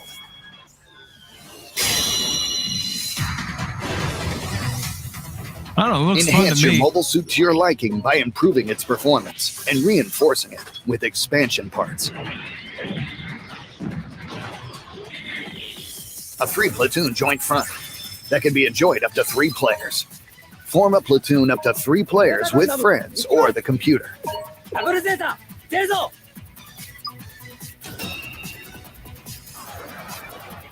And go out to challenge a powerful enemy as a team. Relive Gundam Works.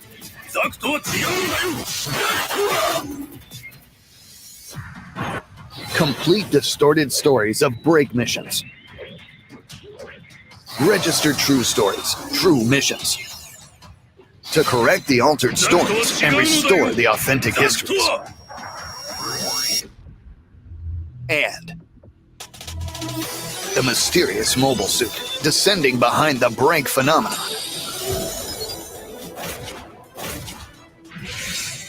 Gundam Latreia. Ooh. What is the true meaning of those who create distorted history?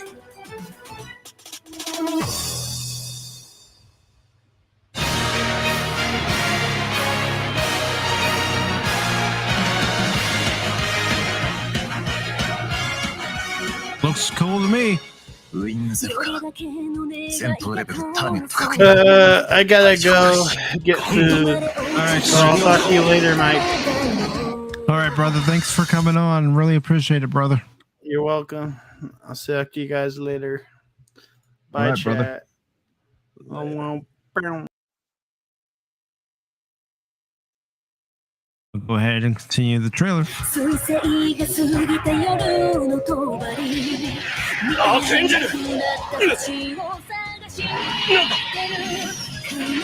こちらキラヤマト援護します今のうちに体感を忘れられたら幸せだったと知ってロニさん戻ってくれ可能性に殺されるとそんなもの捨てちまえ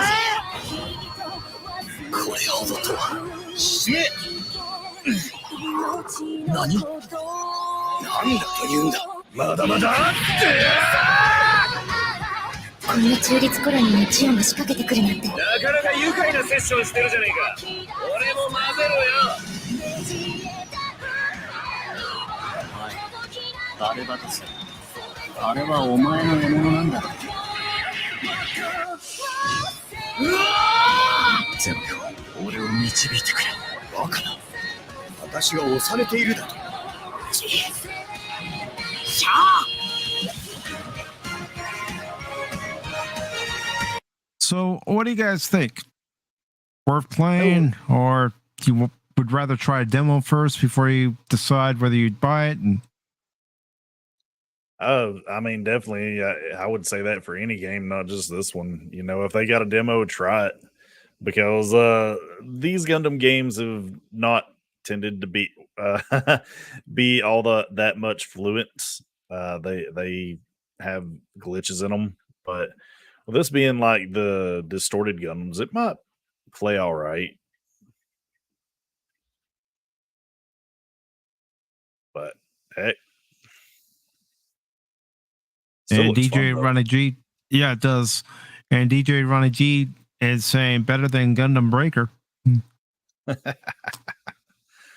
I'm jealous of him. He's got 2 episodes left of Double Zeta, and I just started Zeta. Such a good show. Yeah, I've only watched the first 2 original Gundam movies, but I liked them both. I've got to move on to the 3rd movie. Yeah, like I've got to get reacquainted with some of them because there's a new one coming out this summer that goes all the way back to the original series. And my Gundam knowledge is spotty right now. All right, so let's go ahead and move on to the next story. And I mean, this next story, it's a real heartbreaker, folks. Get out your violins. It's a real heartbreaker. I'm sorry. I truly am. I do apologize for bringing you such a sad story. This comes from Cosmic Book News, and it says, excuse me. There we go. Amber Heard said to be deleted from Aquaman 2. It's claimed WB held a meeting where it said Mira will be completely removed from the sequel, which follows the Johnny Depp trial. Oh my God, my heart, it's breaking. It's breaking over this news.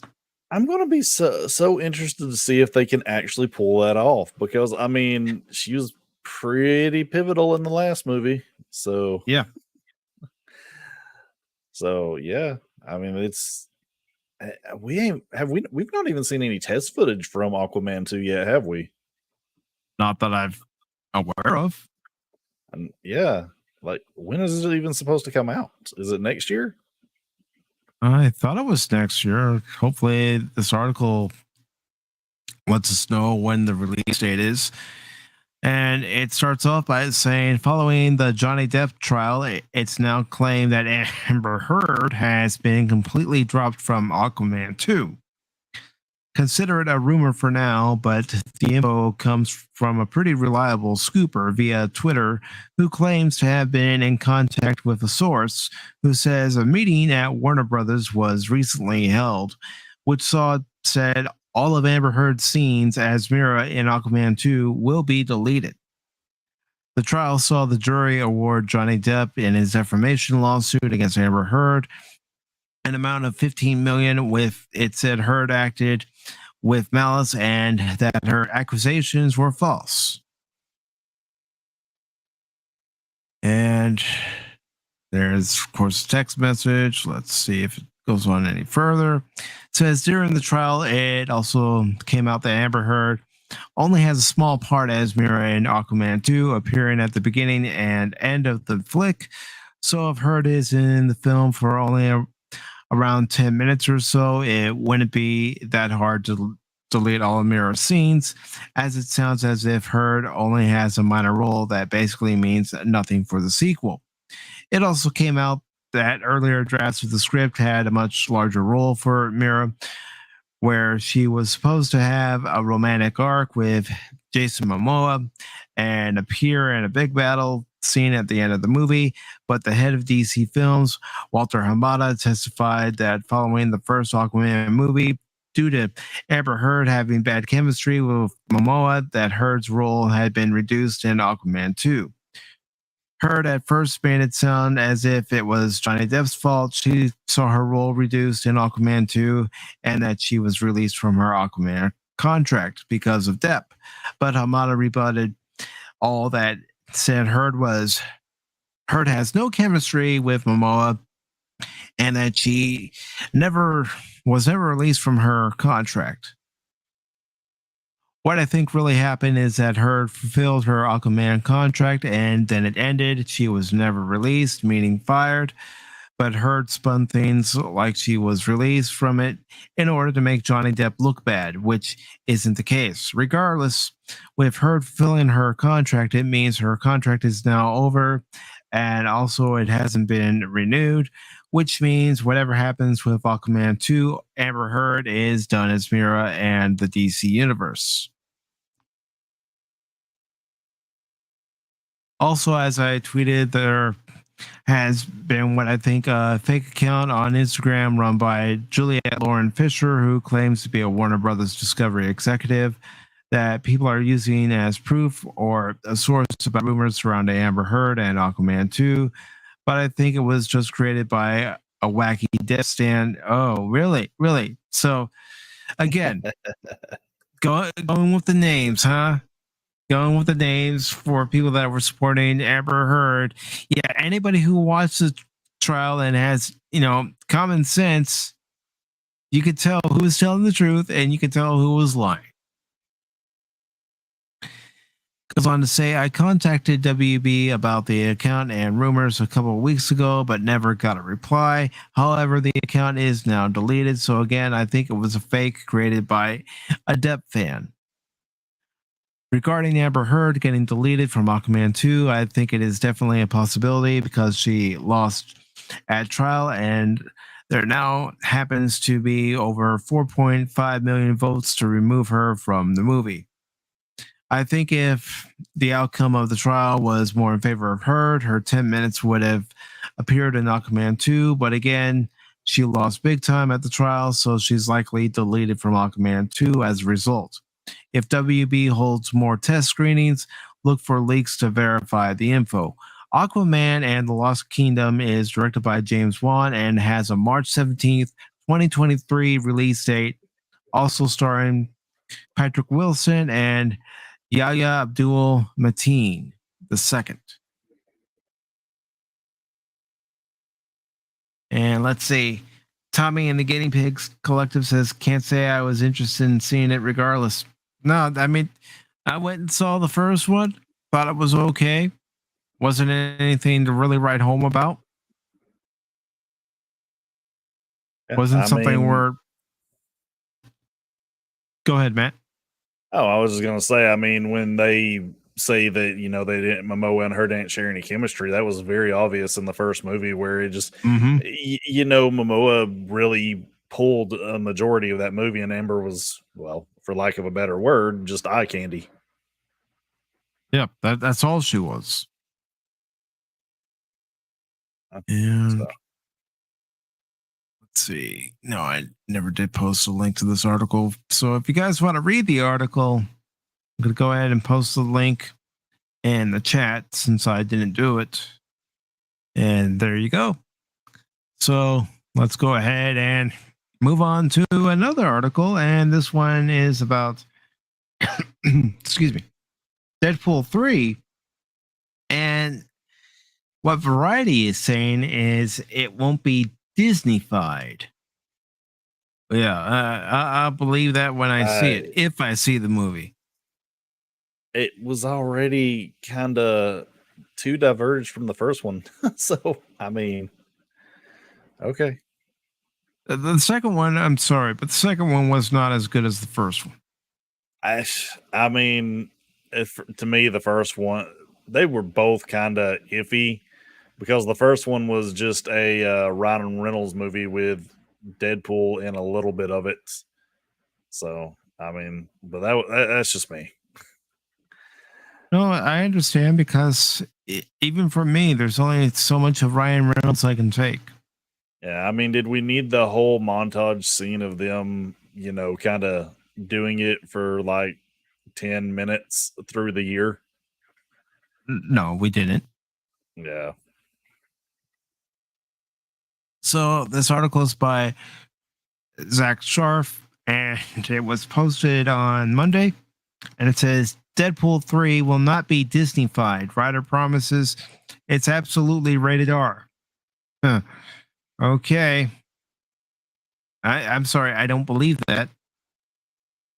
How rated R is it going to be is what I want to know. I mean, it's probably going to be a very light rated R. Just, just Probably. enough where they get that R rating, but then when you actually watch it, you're going, okay, this could have been a PG-13.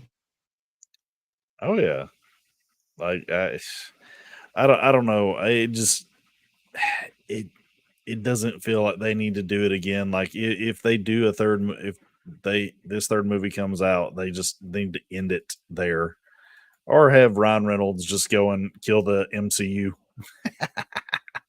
Yeah, I heard I forget who was talking about that to me, and I was like, you know what? I'd be down for that. That's how you reset the MCU. Just have Deadpool kill everybody.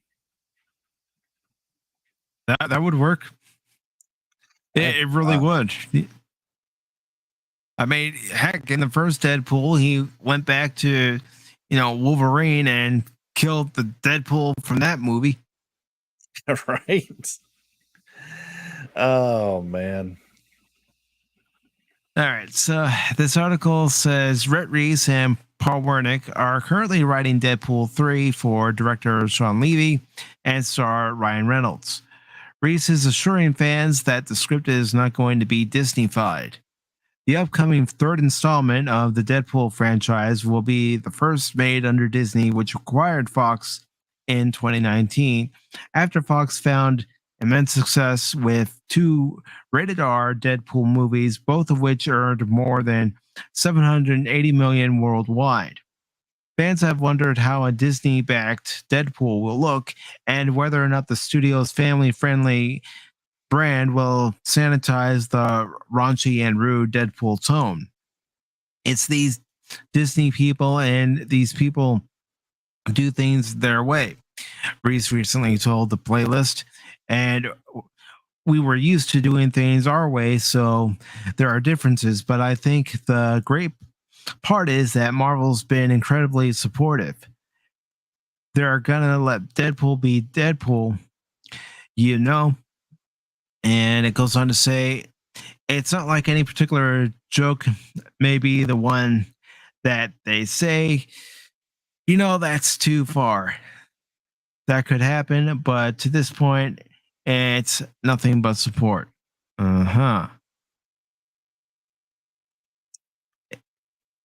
It's been nothing but. Go ahead, Matt. Oh, I thought you were done reading. Go ahead. No, go ahead, brother. Go ahead. Oh, I was just gonna say that. I mean, Deadpool's had a lot of support ever since the first video leaked online of it. So that's not a surprise, really. No, people like the character, at least in certain instances. Yeah, and I mean, it's nice to have someone like Ryan who actually enjoys playing the character to play it. I mean, I had a friend when they were first pitching the idea for a Deadpool movie who was very excited about the possibility of it happening. And then, of course, the original pitch didn't happen. And then we eventually do get the Deadpool movie, and he loved it. Yeah. I even joked with him. I said, the movie was about you. He says, you're not wrong. Yeah, So- I still have my theories that it never came out that Ryan leaked that footage himself, did he? Not that I've saw. If somebody has that information, I'd love to see it. Nah, I would too. I mean, I have my suspicions, but yeah, I'm pretty sure it was him or the director, because he believed in that project enough. He was willing to get sued. Yeah, and that's the thing. You have to have passion. And it's something that Nerdpoil brought up earlier. You have to have passion for these different franchises and projects that you're doing. Yeah, if you don't, who is? I mean, that's probably one of the biggest things that the current state of the MCU is missing, is that most of the people playing the characters, they don't have passion, because a lot of the what is it, the first wave people, Downey was a risk to take on, and then most everybody else was more or less new to acting, and so they made those characters theirs, and they enjoyed playing them, and even they became a family. And it was when what's her name, the lady who played Marvel, Miss Marvel, shoot, can't remember her name. Brie. Yeah. Brie Larson. She's seen a paycheck. That's what she's seen. And she didn't care about that character. So, but Disney will eventually figure it out, or they'll just keep losing money to these movies. Yeah. So the article continues by saying it's been nothing but how can we help you? What from our universe would you like to use? how can we make your life easy? And we're going to let Deadpool be Deadpool. This is not going to be Disney-fied Deadpool. Reese added Marvel's views on the franchise's future. So they're awesome, and now it's up to us to come through and justify that faith. But even though they're saying this, I have my doubts. I can't help but have my doubts because of what we've been given. It's like, I'm a Cub fan. And whenever I hear the Cubs brass say, oh, we're going to do this, we're going to do that, I go, yeah, I'll believe it when I see that player holding a Cub uniform. If they're talking about, signing certain players. And so the article concludes by saying, when asked if the Deadpool franchise will remain rated R with the upcoming third movie, Reese responded, oh, absolutely. They're not going to mess with the tone. I mean, I'd never say never, but I guess there's an outside chance, but we've always been told it can be rated R, and we're proceeding as if it's R. We would like it to be R. We always have, so I don't think that'll change. The Deadpool movies are the top grossing X-Men films of all time, each earning over 780 million worldwide. The first two films, which debuted in 2016 and 2018 respectively, were released by 20th Century Fox before Disney acquired the studio. Deadpool 3 currently does not have a release date. So we still don't know if it's even ever going to, see the light of day. They may be writing it, but it could be in limbo forever and we never see it. Yeah. Well, I mean, I gotta think they're on board somewhat with Ryan, since what was it? The Free Guy was a movie produced by Disney, was it not? Mm-hmm. So it was. So I mean, that to me that shows that there's maybe some lot of hope in that they'll bring this to the theaters. And, this is one of those ones that even if Disney does, I would love for there to be, like, say, a director's cut of it that, that this is the harder R Deadpool or something like that. Mm-hmm. But I don't know. So let's get on, because we have one more story after this next one that I'm going to bring up. And this next story I'm going to bring up, it came out a few days ago, and it didn't surprise me because I've heard things like this before, just reading rumor sites like this. But it's from Bounty into Comics. It's by Spencer Bacall. It was posted on Sunday, and it says, Darth Vader suit actor in Obi-Wan Kenobi claims Disney never paid me for my rehearsals or reshoots. And it says son actor Demetrius Bistert, I'm not even going to try that last name, who served as one of the three actors behind the suit of iconic Star Wars villain Darth Vader in Disney's Obi-Wan Kenobi, has accused Disney of refusing to pay him for the time he spent during rehearsals and reshoots in service of the show's production. The Ukrainian-born Bistreski, that's my best shot at it, leveled his accusations against the entertainment conglomerate on May 28th, unconventionally releasing a series of statements, each of which appear to have either been written in his mobile phone's notes app or sent in conversation to an unknown individual, by minting them as NFTs and offering them up for auction on popular NFT marketplace OpenSea. Offering up his individual numbered series of statements under the set titled Truth, with 90% proceeds going to relief efforts related to the current invasion of his home country. Bistreski explained his first piece, yeah, they never pay me for my rehearsals, and though I didn't want to do the reshoots because I didn't want to go into the darkness again. I'm glad I did because it allowed me to make peace with the character and stop fighting with him. They told me, think about the fans. I did, he continued. And then after they didn't pay me for the promo shoot, I walked. They said it was a mistake and offered to pay me double for the reshoots. I just took the bare minimum and told them I didn't want to work for them anymore. Then reflected on how this project was a monkey paw for me. I spent every moment and every penny training for it, and then every penny I earned to recover spiritually and emotionally from the role. And in the end, I didn't earn a penny. I just survived and endured a year. He added, I have been able to fix the AC in my car, but now everyone will think that I'm rich and will get mad if I don't tip them enough, when in actuality, I was already broke by the time we got to reshoots. But I told them the truth, and I told them I don't want to work with a company that steals from its own people, said the actor.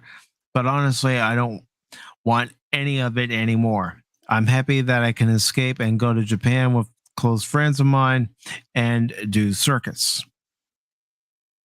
He further asserted that my contract was so bad that they didn't pay me overtime or meal penalties or forced calls, and they still turned around and took more.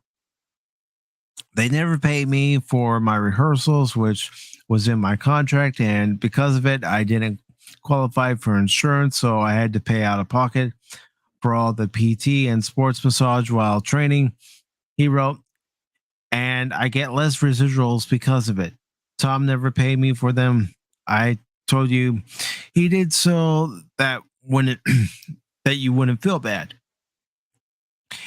It should be noted that at present it's unclear who specifically the Tom and Bertresky's statement is referring to.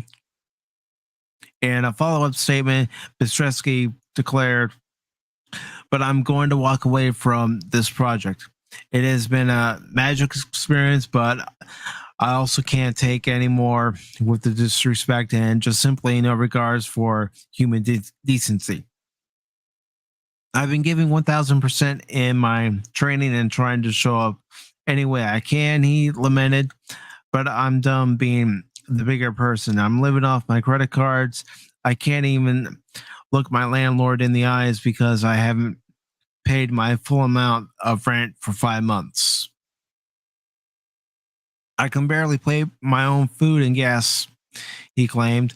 I was called yesterday while I was at home to move my car because I was parked in someone else's spot. I'm Darth Vader and I can't even look the kindest man I know, a police officer, in the eyes because I can't pay my own rent.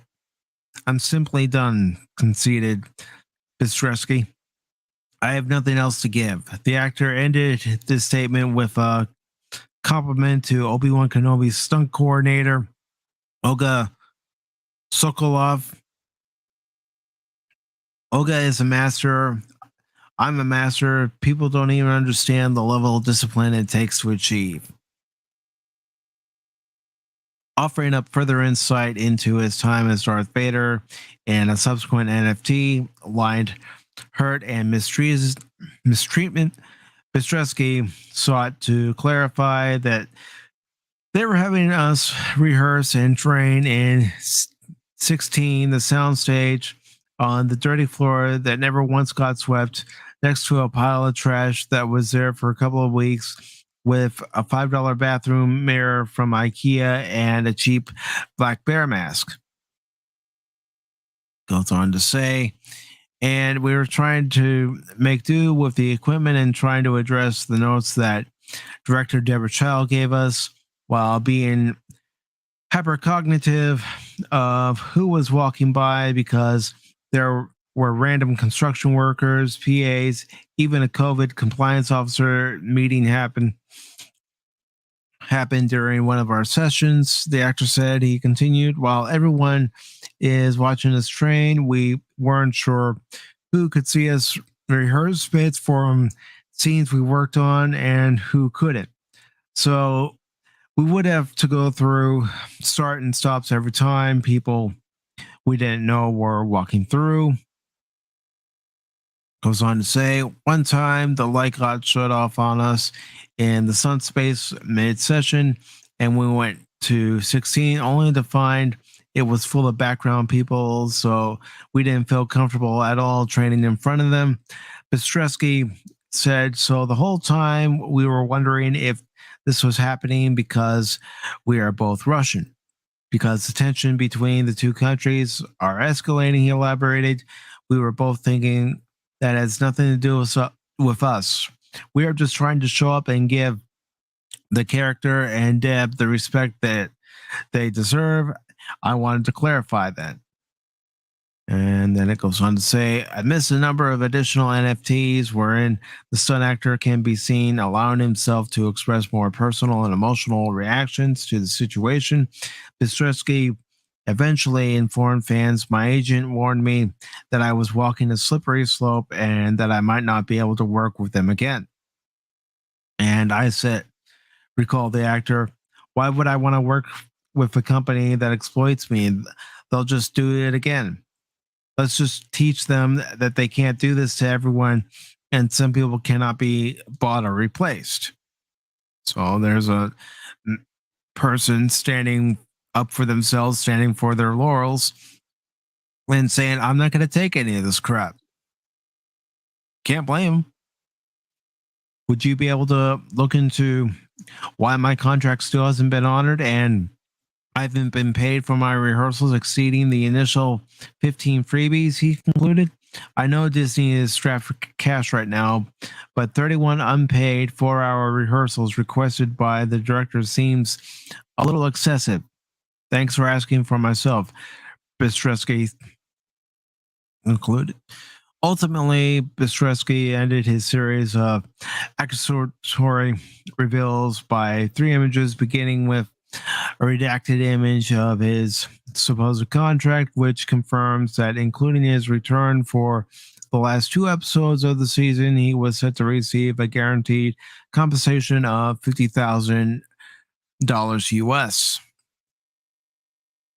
Followed by a redacted pay stub for June 27th, 2021 to July 3rd, 2021, confirming he was paid a base of $5,000 US for the period of which $3,557.68 was deducted due to various taxes, leaving him with a net pay of $1,442.42. And finally, another statement showing that with an additional $500 US deduction for his managing talent agency, Kazarian Measures Ruskin and Associates, the actor took home just $942.42 for the week's physically demanding work. And of course, they ask, what do you make of Bistresky's accusations? Well, obviously he's frustrated and he wants to be paid for his time, and that's any of us. We go into work, we want to be paid for our time. If we work over our time, well, we want that overtime. We don't want to be told we have to, cut hours to avoid overtime. No. If I worked overtime, I want that overtime pay. Yeah, I don't know. I mean, I don't know if there's enough proof to say if he's really telling the truth, though. This is kind of just a story of an actor who's wanting to get money. Mm-hmm. And, not that I exactly want to be that guy that stands up for Disney because they've done a lot of shitty things, but some of the things that he's saying, it just does it not just sound unreal that for a Star Wars show that he's working on, that they would be in such what he is describing as dilapidated conditions to work on that show. It doesn't seem I was just going to say that one that they're kind of banking on to bring in more viewers. It doesn't seem plausible, but I don't know.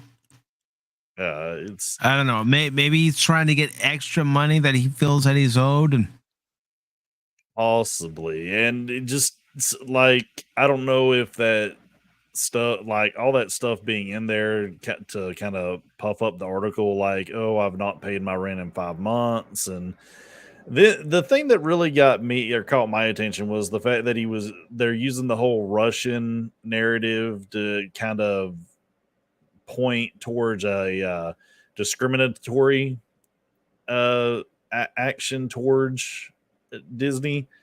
And it is a Bounding into Comics article, and we know that Bounding into Comics is not a fan of Disney.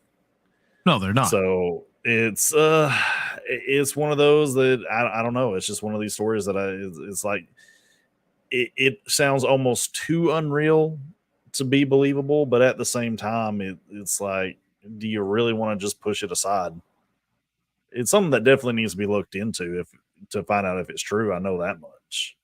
Yeah, if it's true, look into it. But also, while you're looking into it, see if it's a work of fiction too. Oh, do your research, dig in. I mean, I don't want to just hate Disney to hate Disney. I'd want to know the truth, because the truth is going to be more damning than just some article that you're trying to hate on Disney about. Mm-hmm. I mean, let's face it, and I'm just speaking for myself here, but none of us are happy with Disney with what they've given us with Star Wars right now. None of us. But to think that this multi-billion-dollar company would shortchange people that are working for them, whether you're a stunt man or woman, whether you're a director, an actor, I don't know. And maybe that's me being naive and not having worked in the business. I don't want to be anywhere near Hollywood, to be honest. Right. Yeah, I mean, because they probably had at least another 2 or 3 actors that were backups for him. I mean, I don't know which Vader he was in line for, if he was the main one or what. But what? That's the other thing, is why just pick him out? There's hundreds of people that were working on this show, so it's just odd, right? I mean, it would be one thing if they could find maybe another 1 or another 2 or another 3 people, Russian actors that can also corroborate and say that, yeah, we didn't get paid either. These were that's I guess that's the other thing, is that there's no corroborating story that or person that can be like, yeah, this was it, or what he's saying is true. Yeah, you need somebody to back up these claims, and right now we're just hearing it from one source. Like you're saying, if we hear it from other sources, then maybe there's a possibility it's true. Yeah, so I think that's about all I gotta say on that one, because I don't think there's much more that could be said about it. Nothing more needs to be said. So let's go ahead and move on to the final article of the evening. And I don't know how many people were excited about Street Fighter 6 being announced. Woo! I mean, heck, if you're interested, great on you. I mean, if somebody told me 30 years ago we would now be moving into Street Fighter 6, I would have looked at them like, you're crazy.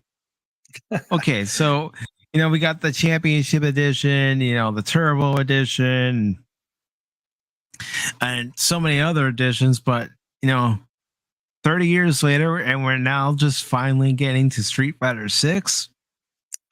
Yeah, which canonically it's taking place right after Street Fighter 3. So 4 or 5 did not happen. No. Well, it's like Zelda. It doesn't matter which Zelda you pick up, it's not all one cohesive continuity. They're all different Right. stories. So I this don't- article, go ahead, Matt. Oh, I was going to say I don't even want to try to explain the timeline to Final Fantasy. No, I don't even want to go there myself. So this article was posted on June 5th. It's by Spencer Bacali. And it says, in the latest example of how identity politics serves only to erase history and denigrate true accomplishments, Kotaku writer Ian Walker has falsely asserted that Capcom's upcoming Street Fighter VI will feature a series of first playable black women, despite the fact that the actual first rep for this demographic was fully established 25 years earlier. Again, a case of somebody not doing their research. You don't say. Only the last 5 years have been inclusive, right? I mean, that's what certain outlets want you to believe. And we've only progressed, 5 years ago. Right. Before that, we were still in the dark ages, in the dark times. Yeah, women couldn't vote. Oh, you remember the days? Oh, yeah. Women, they were homemakers. They couldn't go out there and work for themselves. Yeah. Before 5 years ago, all that was true. Yeah. Yeah. And if you say otherwise, you're a bigot. Yeah. You're an is, you're a phobe, you're a Yahtzee, you're not popular amongst the in crowd. Well, that's fine with me. I don't want to be popular amongst the in crowd. I've always been a part of the outside crew, so yeah, I'm good where I'm at. So the article goes on to say, on June 2nd, as part of PlayStation's June 2022 State of Play event, Capcom unveiled their latest trailer for Street Fighter VI, the cautiously anticipated next proper entry in their genre-defining fighting game series. Unfortunately for Capcom, near immediately after the trailer premiered, the game's apparent full starting roster leaked online.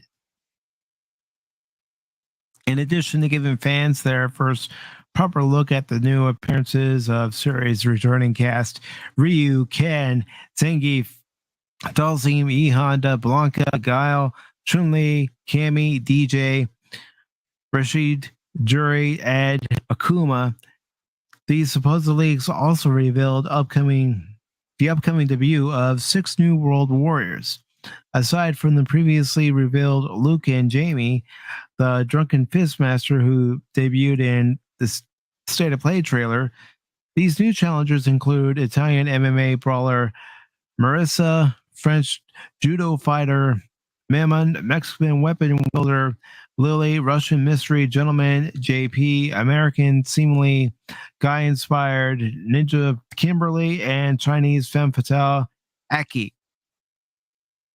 Reporting on these leaks for Kotaku, Walker made his patently false assertion on June 3rd, writing that the aforementioned Kimberly will be the series' first playable black woman. However, as noted above, Street Fighter's actual first playable black woman made her debut 25 years ago. That's right, we did it better. We did it first. Hailing from Kenya, the Corporea using Princess Elena entered into fighting game history in 1997, appearing on the core roster of Street Fighter 3, A New Generation, which you can get on the Street Fighter collection that was released a few years ago. Further, Kimberly is not even the second playable black woman to appear in the series, as the previous title, Street Fighter V, saw the introduction of Manette, a soul power studying DLC fighter who hailed from Egypt. Inundated with a wave of pushback over his error, Walker attempted to move the goalpost, writing on June 4th in a series of now deleted tweets. you celebrate Street Fighter 6, including the franchise's first playable black woman, and suddenly everybody wants to question your street cred because you forgot about Elena. I've been playing fighting games for almost 30 years. Elena is Kenyan, Kimberly is African American. There's a difference. Oh, gosh. Oh.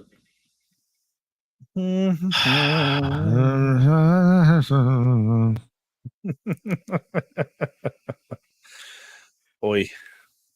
Yep.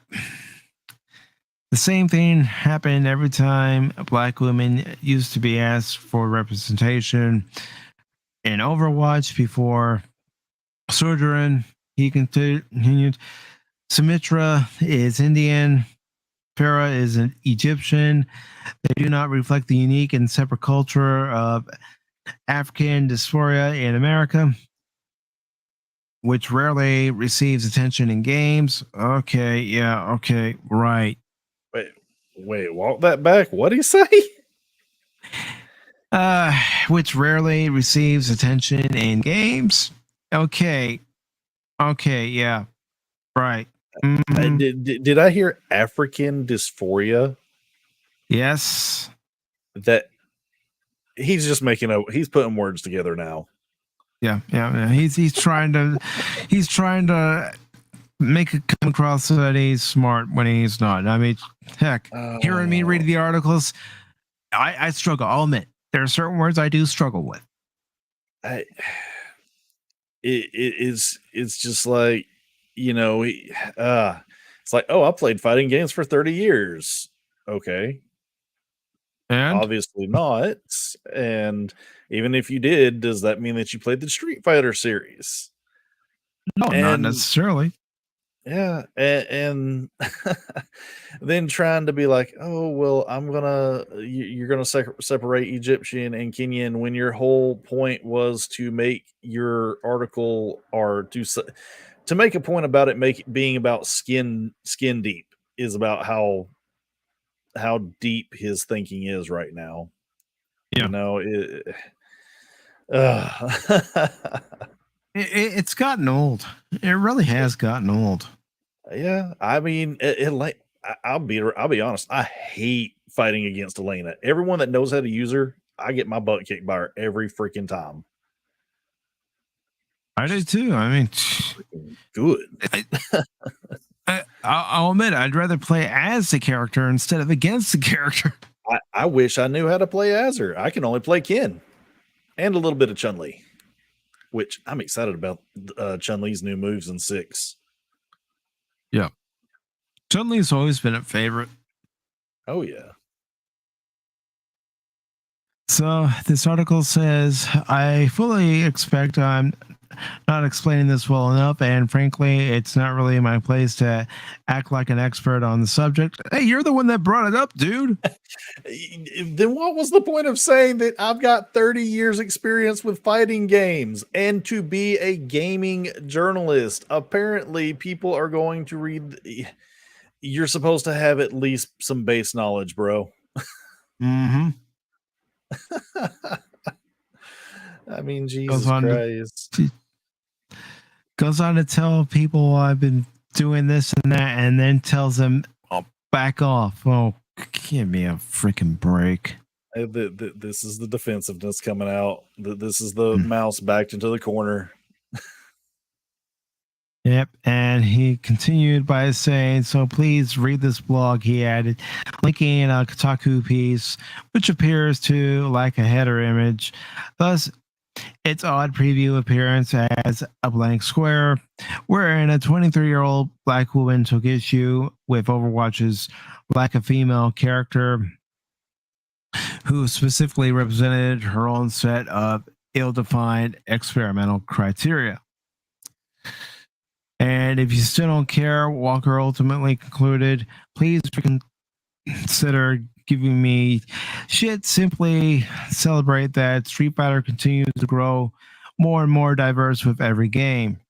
It was already doing so 25 years ago. We were already diverse and growing 25, 30, 40 years ago, 50 years ago. I love when these people get backed in the corners because they got two options. They can either start to try to deflect, or they can just lash out and be like, "Oh well, I'm being harassed online." You're harassing me. You're ruining my safe space. Would you please stop ruining my safe space? You're too close to my bubble. Yeah, I'm here to burst the bubble.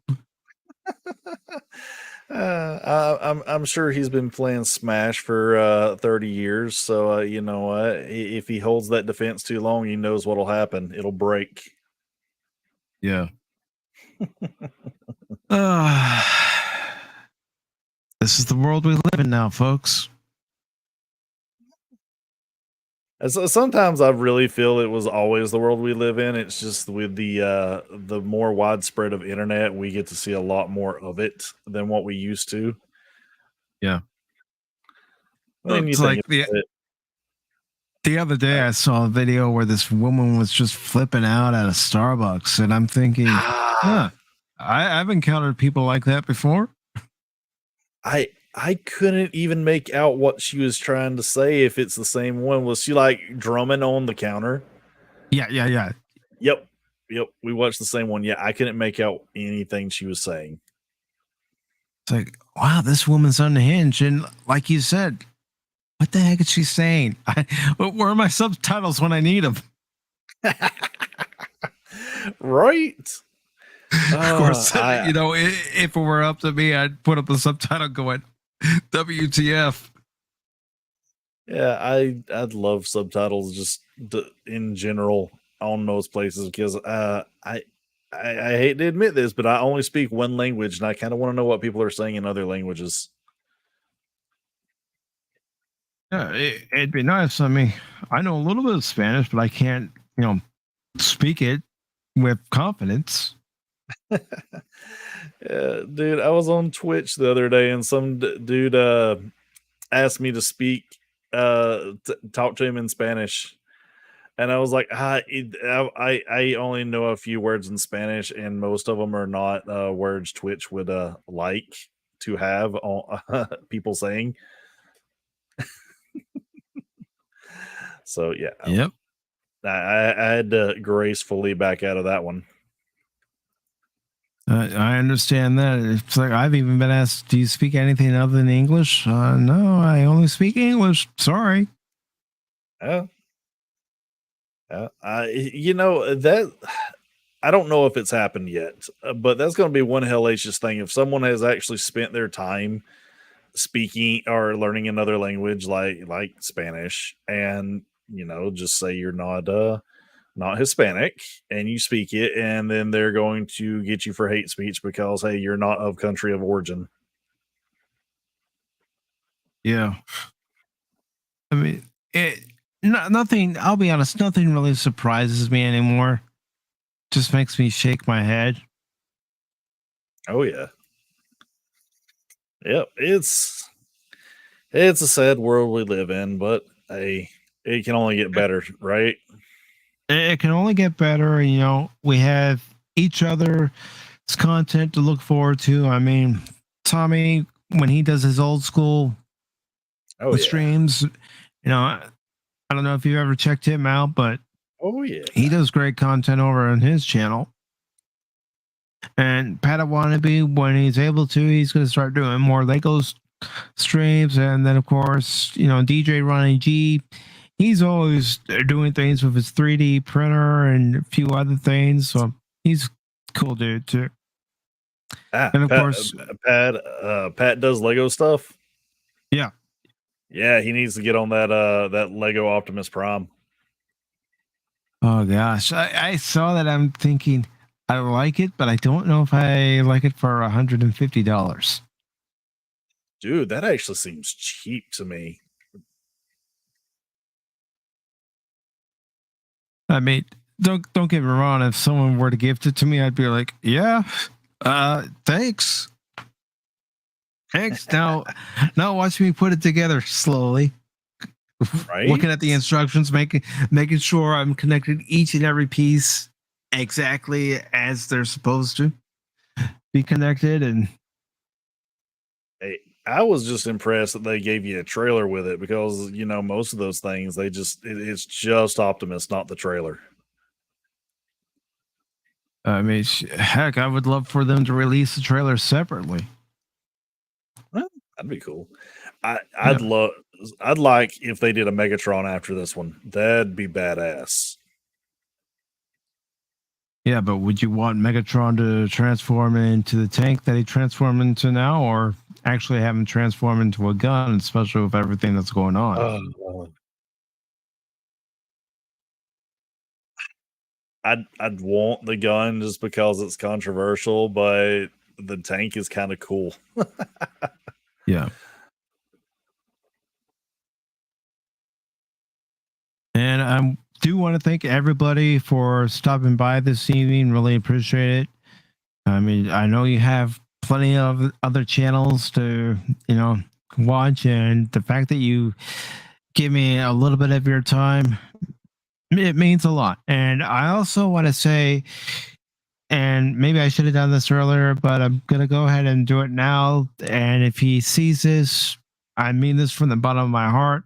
I want to thank Loki's Mornings of Mischief this morning for shouting out the channel.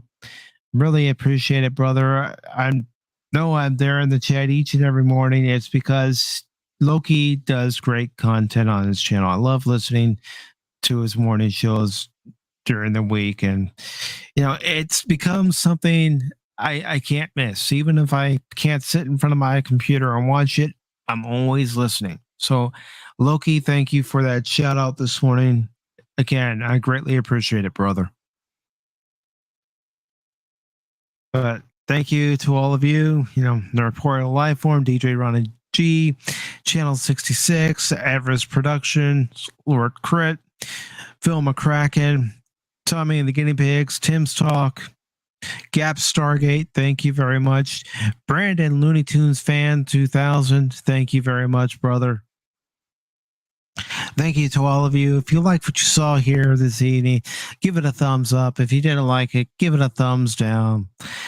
Share this out with your friends. Leave a comment when you're watching the replay, and subscribe to the PACIFIC414 YouTube channel. And remember, I'm not just a baseball guy. I'm an all-around guy. But before I leave, Matt, is there anything you want to say? Kawaii?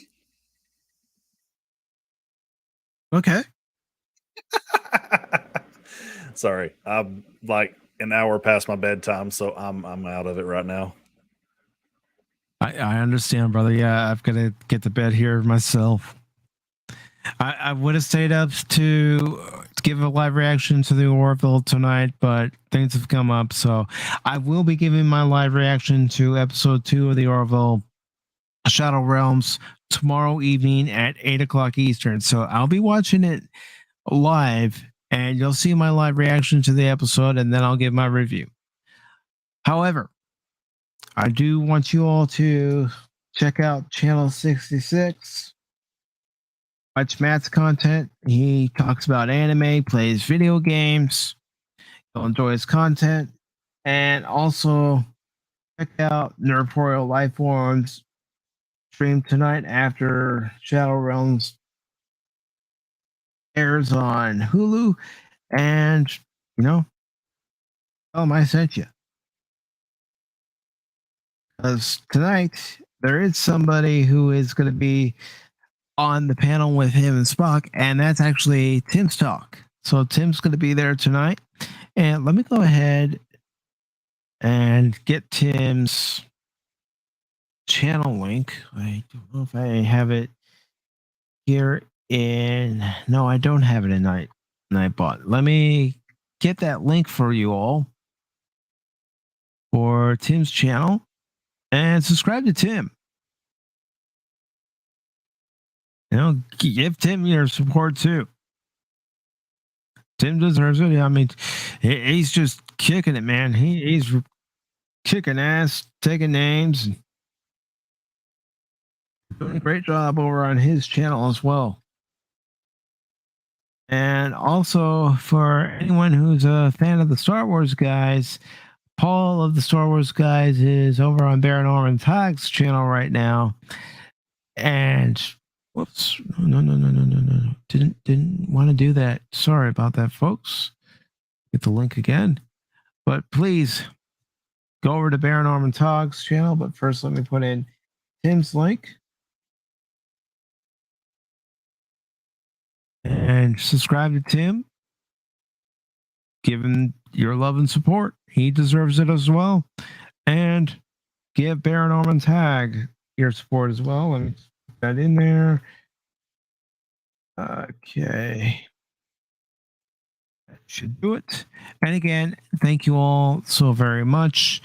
Again, tomorrow night at 8 o'clock Eastern, I will be giving my live reaction and then the review of Shadow Realms episode 2 of the Orville New Horizons.